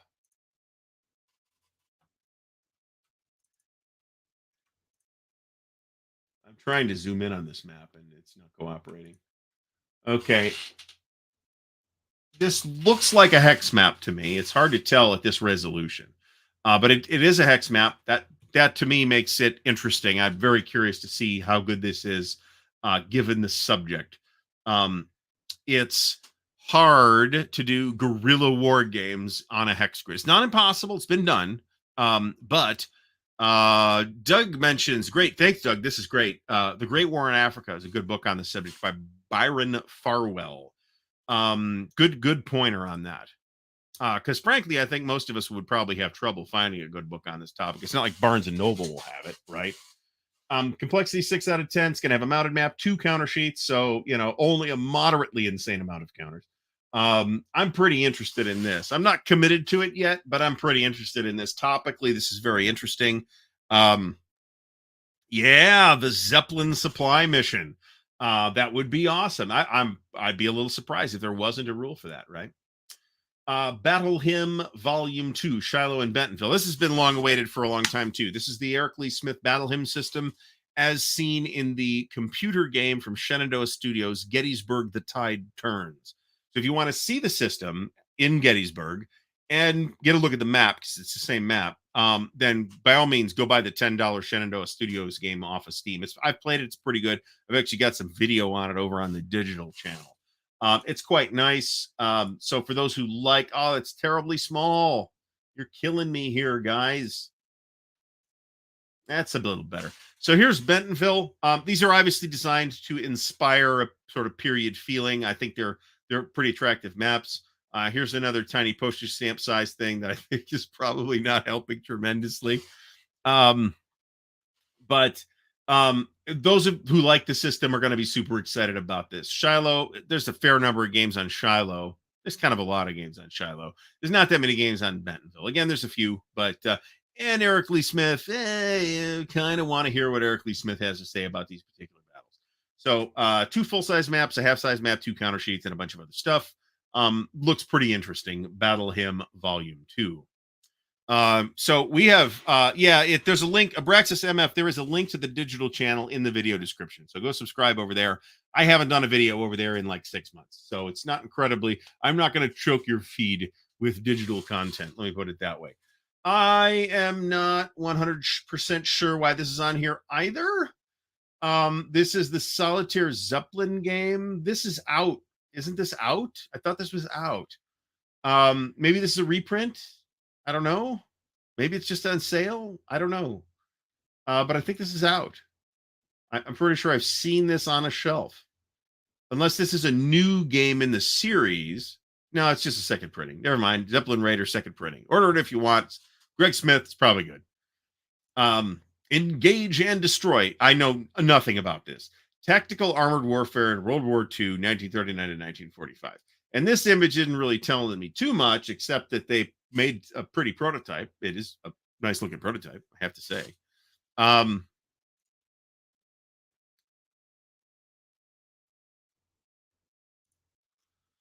So I don't know much about this. This is a design by Brian Miller, graphic design by Brian Miller. Brian's doing a very nice job with the prototypes. I can tell you that.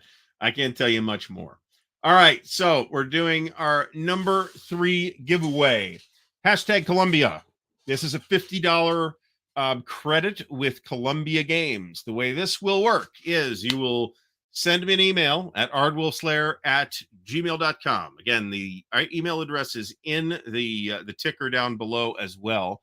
You're going to tell me that you won the $50 credit with Columbia Games, and you're going to give me the email address with which you have registered on Columbia Games, because you need an account there for them to apply the credit to.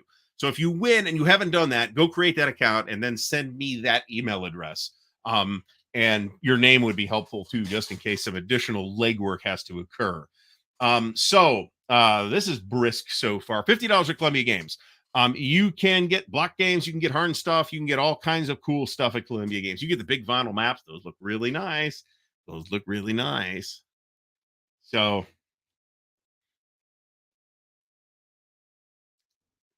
and yes, there's another there's another Kingdoms of Harn video coming this month that is filmed but not edited. And I am waiting for a thing to occur before I can do a video on it. So Columbia Games, let me see, put this, yeah, that's fine. That's fine. You can order blank blocks. I'll tell you though, their blocks have, I don't want to say their new blocks have rounded corners, but they're nice blocks. They're very nice blocks. They're the industry's best blocks, in fact. So, and of course, they came up with this whole block game thing. So at some point, we will do a show on block games too, and talk about where this sort of core. I really think the block war game idea that it originated with Quebec 1859. That's a game credited, as far as I could tell, to Tom Douglas and some other one or two other people. I think that's a just as big an innovation as the card driven game, to be honest. And it's weird. People say it's weird that you'll see that Harold and I talk about this on the interview that released on Wednesday. I mean, there's people that aren't into CDGs either, and I don't think that's fundamentally different from not being into block games. I think it's the same type of thing. It's a specific type of mechanic that some people don't like chit pull, right? Doug asked, what corner clipper would you use for Columbia blocks? I would show it to you, but it is the belt sander up in the garage. So, very good. Jacob Getty picked up the Harn 3rd edition starter set from Noble Knight last week. So for the rules, so you got Harn the setting, which has always been kind of system free, with the exception of some of the adventures, but not all the adventures, and a couple of products that they did during the D20 boom, which have kind of dual stat for Harn Master and D&D 3. Otherwise, the setting material has always been system free, like completely system free. Then the rule system, Harn Master, there's been 3 editions, 4 if you count Harn Master Gold, and you should count it as a separate edition. Of all of those, my preferred version of the rules, which I have run and enjoyed, is the Harn Master 3rd edition rules. I think 2nd edition kind of takes a lot of stuff out in an effort to streamline it, but doesn't really streamline it. It just took stuff out. 3rd edition kind of puts most of that back in and streamlines it somewhat. I think it's the way to go. And then I kind of like to have Harn Master Gold, which is a much more complicated game. I kind of like to have that as a source for options and optional rules and magic and stuff like that. So get your entries in. Hashtag Columbia for a $50 credit at Columbia Games. I don't currently own any of their war games. That's probably something I should fix. But that's really a bandwidth issue more than anything else. Lethow Vorbeck. Yep, that's the guy. You should do your research on what he told Hitler. By the way, so which we can't say here or we'll get demonetized. So I will give this a couple of minutes on the hashtag Columbia thing since entries appear to be still coming in, which is great. We're up to 169, 159 people. We were at 160 a minute ago. So we have, this isn't a record, but it's pretty good. So I have no reason to complain. I have a lot of Columbia Games product, but it's all Harn stuff. Is it all Harn stuff? I think it is all Harn stuff. Um, so I have long been since I really wasn't turned on to them. I've talked about this in some of the Harn videos. I really wasn't turned on to Columbia. Stigler, thanks for stopping by. We'll see you next week. Stop by next week. And tomorrow with Dan, we're going to be talking about the Charles S. Roberts Awards, which we got a little bit of time here. We've got another giveaway to do after this one. So we'll take a couple of minutes. I'll blather for a couple of minutes, and then we'll talk about the next giveaway. So we may have 15 or so more minutes. I've got an extensive Harn collection. I don't have everything they ever did, but man, I got a lot. A large percentage, including some of the hardest to find stuff. But the only things that I don't have all of are the periodicals. I don't have all the Encyclopedia Harnicas, unless I do. Maybe I do. I don't have all the Harn lores. I can tell you that. But I have all of, because I've been a huge Harn fan since the early 90s. Yes, that is the exact quote, Mr. Mike Anthony. So that is the literal quote. So go Lethow Vorbeck. So that's all good. A lot of those block games, of which there's a couple that have computer game adaptations that are available on Steam, by the way. So if you're into that, look into that. I haven't picked those up, so I don't know yet. I had Julius Caesar at one point. I had East Front and West Front at one point, and I think I might have had Med Front too. I'm trying to remember if I had all. So you used to, in order to play all of World War II in Europe, you used to need East Front, West Front, Med Front, and Euro Front. And I think when they did the second editions, they streamlined that and put the Med Front stuff in Euro Front. So now you just need, assuming you have the second editions, East Front, West Front, and Euro Front. And there's a very fancy vinyl map available for those as well, which I think is available again now, actually.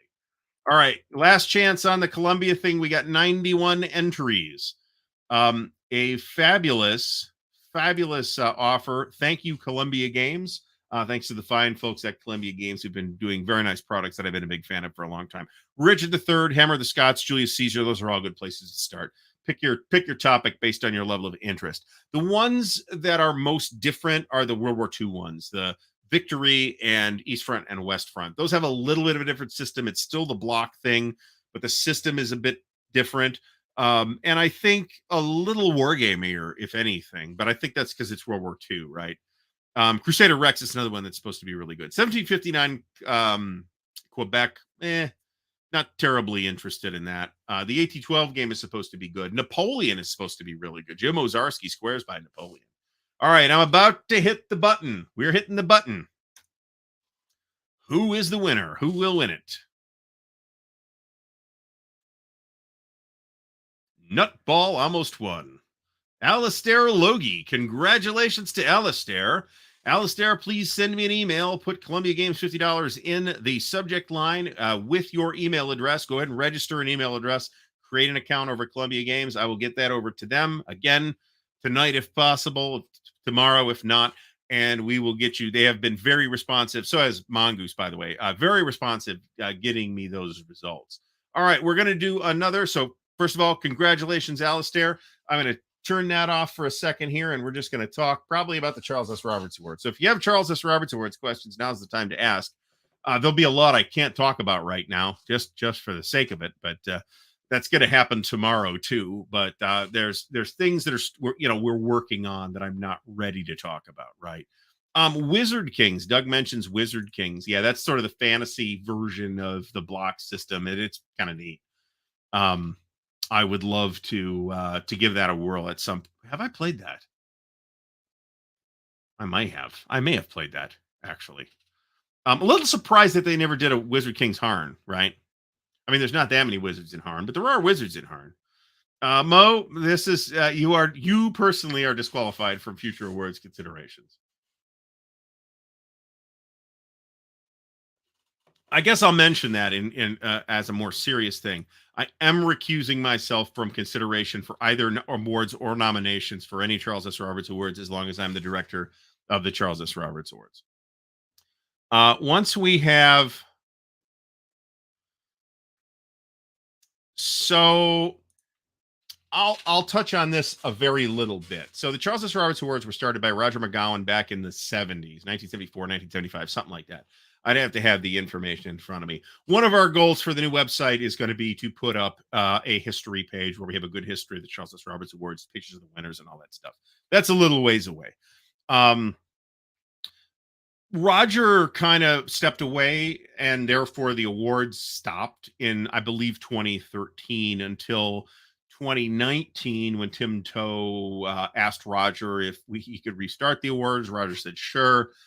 They ran for a couple of years, and they hit a snag this year that resulted in the delay. That is, the result of which are people asking in October, "Hey, what's going on? We were supposed to have, you know." Some visibility on the winners by now. Well, we're not quite there yet, thanks to the delay. But we are moving forward on it, and we should have. There's a formal press release that's on BGG, so check that out if you want. I should have thought to put it in the video description, but I'm not going to put it on the video description. It's on BGG and the Wargaming press releases folder. So that's the official press release. I released a personal thing. The news kind of rolled out in an unexpected pace. Let me put it that way. I do consider this to be the Oscars of wargaming. I think they're important. I don't want to see them go away. I think there's an important legacy there that we want to maintain, and we want to build a stable structure and organization to move the awards forward into the future whenever, right? So it's on some level, it's like super weird to be in this position, right? Because I was the big mouth that was complaining. One of the big mouths. I wasn't the only one, but I was probably the one with the biggest mouth that was complaining about last year and the year before about things that we thought didn't work right. And I still think we were right about those things. But there's additional context that I can see now that I didn't necessarily see before. So I wouldn't say the Charlies have been around forever, but their existence is almost completely contiguous with the existence of SPI. Convention support kind of went away when they kind of went away from Origins. We'll see if that's something that comes back. I don't know if that'll be something that comes back. It's something that we'll talk about. No decision has been made toward any future awards. We're focused on the 2020 awards this time. I guess I'll say this too. If one takes it as accurate that there were mistakes made in the last 2 years, there's going to be mistakes made this year. Hopefully they will be minor and recoverable mistakes. There will be mistakes made next year and the year after and the year after that too. We are going to make mistakes just like the other folks did. The more important thing is to take those mistakes, learn from both the mistakes and the successes, and make improvements to the process so that those mistakes either don't happen or are mitigated. There are 20. So and as far as current status, the voting round, which I believe happened in May and June, was completed. We have that information. We are going through it now. So I'll give you that minor status update. That's not like super duper privileged information. It's going to take a few weeks to do that, frankly. There are, I believe, 20 categories in this year's awards. the 2021 awards, I should say. Um, there will be a delay, right? There's already been a delay. The notion originally was to make the announcement in November. That looks unpracticable at this time. But we hope to get the final voting round done and get the awards show produced as quickly as possible. Dan will do that, of course. Again, and the so this is in the charter, so I'm free to talk about this. There are no judges. It's a public vote. So we are relying on the discretion of the public to make their own determinations. And generally, generally, yes, this is an accurate statement. However, there are a lot of different voting models or awards models that we could look at learning from, right? Right now, it's just the popular vote, and there's challenges with that. There's advantages to that, and we're going to have those discussions moving forward in the future. I guarantee Charles Latora that I would, in fact, do a better job than the current governor of Ohio. Again, that's a low bar.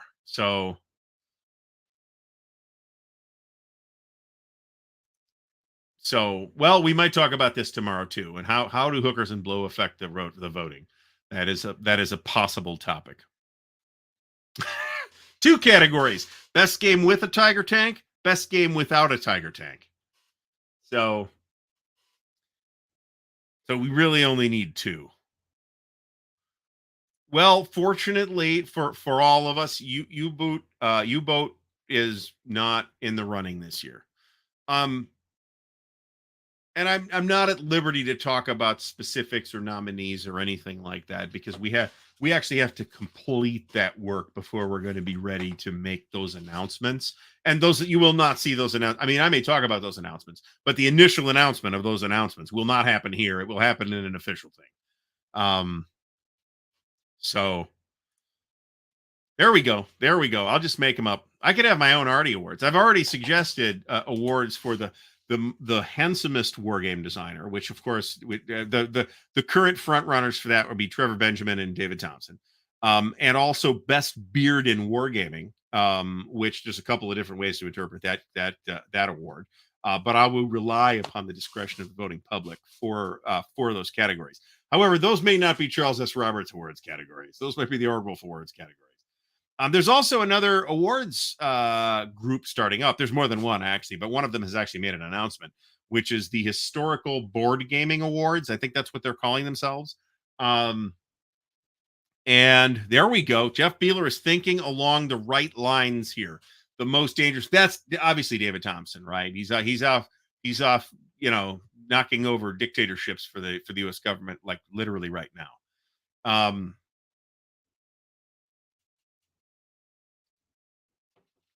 So we could bring like a best William Wallace impersonation in wargaming award that would be tailored pretty much to Mark. Um, I'll also say one of the challenges is going to be just verification to see that the nominees or games that got votes for nomination were actually released in 2021 because that's something that has fallen through the cracks. And to be honest, that's challenging, right? That's not as simple as looking it up on BGG. I found a half a dozen games with incorrect release dates on BGG in the last week, including games that haven't released yet, that like have a 2010 date on it. This thing's not out. It's not out. They don't have a publisher yet, let alone a release date of 2010. Clearly, that wasn't the case. That did not occur. There's a bunch of other problems. I think La Bataille de Mont Saint Jean second edition is listed as 2019 or something like that, which somebody put it in that way, but it didn't come out till this year. So BGG does need better curation. However, not to make excuses for BGG, but I'm going to make excuses for BGG. They're not a wargaming site. There's hundreds of thousands of games in that database, of which war games are a tiny percentage. That's kind of the par for the course. There's going to be errors that creep in. when you're talking about an amount of data that large, right? Um, and really, it's mostly accurate. It's, sometimes you see the wrong picture attached to the wrong game, that kind of stuff. It's like Wikipedia. It's as accurate as any other source of information that we have available. It's a wealth of information. I do a lot of research, generally not for this, on Board Game Geek. I mean, all these shows that I have done in the last couple of months have been primarily researched off of BGG, unless I have other information from somewhere else, which is sometimes the case. But so it's um, it's the best resource we of its kind that we have. So we are looking at that. There is a team looking at that. So it's 10:20. I'm going to keep talking, but in the meantime, we're going to give away our last giveaway of the night. Thank you to Compass Games for providing this copy of Once We Moved Like the Wind. This is a game about the Apache Wars, 1861 to 1886. Very interesting looking game, actually. Designed by Stephen Newberg, graphics and layout by Brian Miller. It's a brand new shrink wrapped copy shipped by me. This will be the same thing as the other one. That was a brand new shrink wrapped copy shipped by me. Whoever is going to win, and you are going to put hashtag Apache into the chat for a chance to win Once We Move Like the Wind. It's an interesting looking game. There's a few more games now than there was 15, 20 years ago on these topics of the American West. This looks like an interesting one. It's in an inch, 2 inch and a half box, it looks like. It's a thinner box, maybe an inch and 3/4. But it's a pretty interesting looking game. And frankly, I think I think it's probably not going to be in print much longer. Let me put it that way. Ooh, this is booking. It is the Shadows' best song, Alistair Logie. You are absolutely right. But then again, can you name another song by the Shadows? If you can, you're better at it this than me. So there's that. I was super into for a while, and these are still all kind of in my miscellaneous like songs that I like playlist.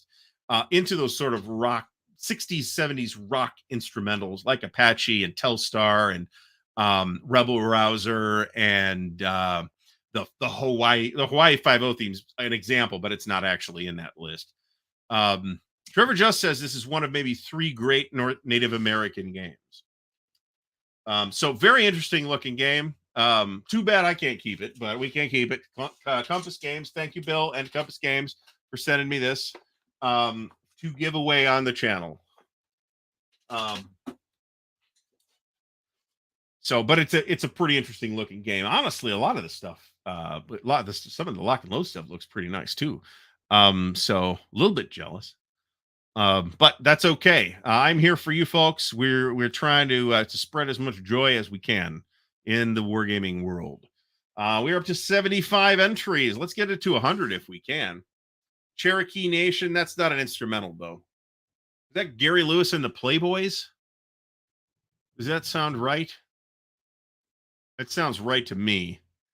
Gary Lewis and Gary Lewis and the Playboys, by the way, was the Paul Revere and the Raiders. John Madison got it right.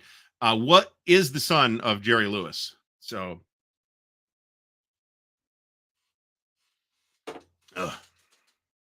boy, we've done a lot of talking tonight.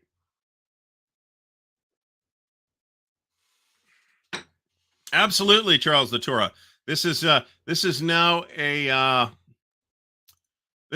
would be a licensed game, however. So, Matt Davison says this is an interesting system, definitely a 2-player game, not a lot of rules. Looks really interesting, really quite neat. I'm going to give everybody 2 more minutes to put hashtag Apache into the chat so we can try and give you a game. I would also be curious, as David Imperato asks, what are the other Native American games that Trevor thinks are really good? I'd be very curious on that. So Robert O says he almost bought it. Doesn't get much love on BGG. Go figure. Bugged off. Glad to read some positive comments here. Part of the problem with BGG, this is just something you have to be aware of, right? Part of the problem is that because BGG is not a wargaming site, sometimes the selection sample of users invested in a particular game, commenting, make videos, whatever, is really, really, really low. Particularly for a game that's a few years old. This is not a new release. It's been out for a few years. sometimes it's really low, and so it won't have ratings or won't have enough ratings. In order to like get an official rating, you have to have a certain number of ratings. I forget exactly what that number is, but that's the way it works. Um, One thing, when I was looking at SPI quads, to my shock, when you look at the entire list of SPI quads on Board Game Geek, only like 3 or 4 of them actually have actual ratings. All the others, and there's like 20 of them, all the others have too few ratings to get an official rating. That surprised me. I mean, it's not just, it's like Napoleon's Last Battles and Ardennes and like one other one have ratings, and the rest of them are just like too few. That's super weird. It's not super weird. Vince Reese says Navajo Wars from GMT. That's got a good reputation. I think that's a Joel Toppin game, if I'm not mistaken. Plains Indian War. That's I've somewhat familiar with that. E4 Airman mentions that a lot of people don't rate their games. I absolutely will not rate a game on BGG unless I have played it. I won't guess as to what I think it is supposed to be. Even trying to do that honestly, I think is fraught with problems. I will not give it a rating. This is why a lot of the stuff in my collection is not rated, right? Even if it's like an OCS game, and I haven't played that particular OCS game, I don't give it a rating. So, I'm surprised nobody has done a game with this name, to be completely honest. All right, we are going to push the button. We're pushing the button on Once We Moved Like the Wind. And then we are talking about the videos that are coming out today and calling it a night because we're running late. Once We Moved Like the Wind. Nice cover, too. I really like the cover. Winner is James Whitmer. Mr. Whitmer, congratulations. Please send me an email at ardwulfslair@gmail.com. As stated in the ticker, give me your full shipping address and full actual name that I'm going to be shipping to. And we'll get this out to you. If you are not in the US, again, I'll end up asking you to split the shipping with me. But I figure it's probably, I don't know, man. I thought I was going to get a decent rate to Canada, but I didn't. It was still like $45. I'm like, this is terrible. This is outside of my control. I am doing what I can to get people better rates. For a heavy game with a mounted map, it's just really not all that possible. So congratulations, James Whitmer. So what's going on the channel this week? I have the video with Harold Buchanan, which should launch Wednesday. Not should launch. It's already up and scheduled. Wednesday at 10 a.m. It's about an hour and a half. It's great conversation. It's not really, it was going to be an interview, and I think you'll see signs of this. I edited it a little bit to, I edited out things like, in this interview, Harold, I would like to blah, blah, blah, blah, blah. I took that out, right? Otherwise, there's very little editing. I had to go through the whole thing, but otherwise, there's very little editing. It was supposed to be an interview, and the way it ended up working was Harold asked me more questions, and I asked him. So I'm like, this really isn't an interview at this point. So we're calling it In Conversation with Harold Buchanan, and we talked almost not at all about his game South China Sea. So if you're looking for that, we mention it and talk about it for like 15 seconds. So Mo Romaniak, thanks very much.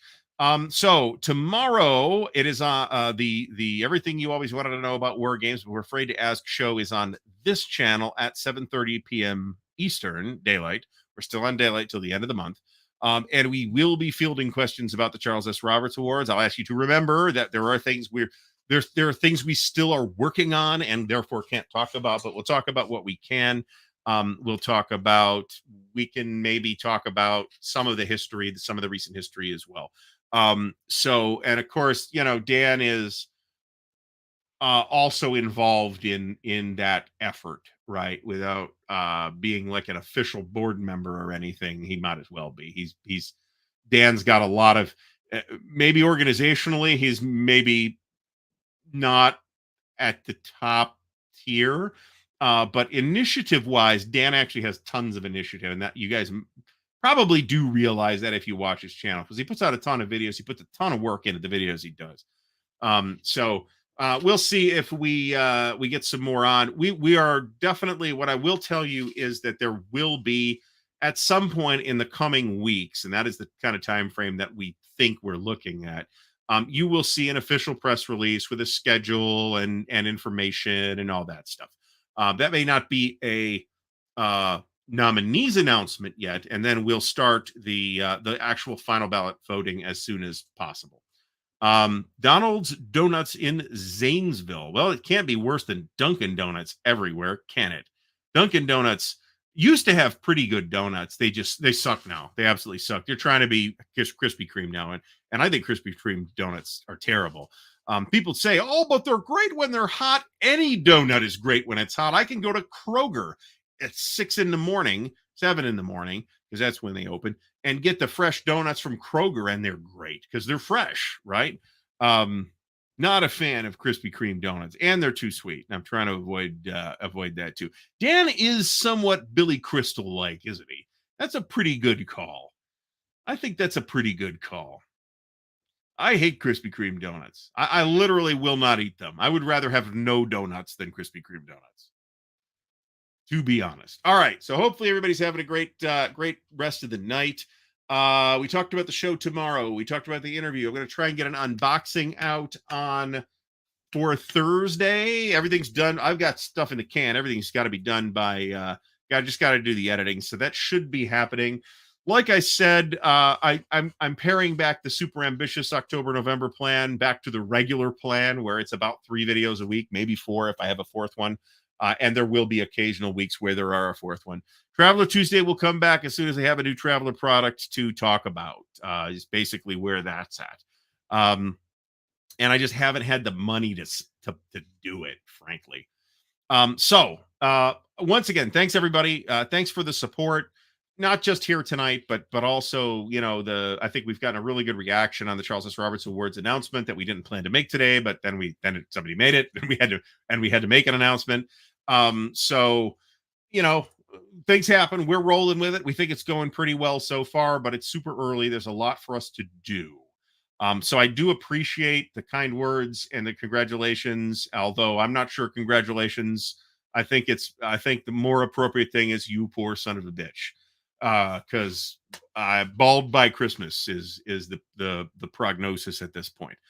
So we will be on tomorrow with Dan talking about the Charles S. Roberts Awards and probably some random shit like hookers and blow. So thanks everybody for coming. I appreciate the support. Appreciate the thumbs up. Don't forget to thumbs up the video. And on all the platforms, Twitter, Facebook, blah, blah, blah, blah, blah. And we'll be back next week with a new topic, which it'll be this kind of sort of guided tour type show. I'm going to keep doing these because these have been pretty successful, unless I come up with a better idea between now and then, which could happen. All right, folks, thanks very much for watching, and we'll see you all next time.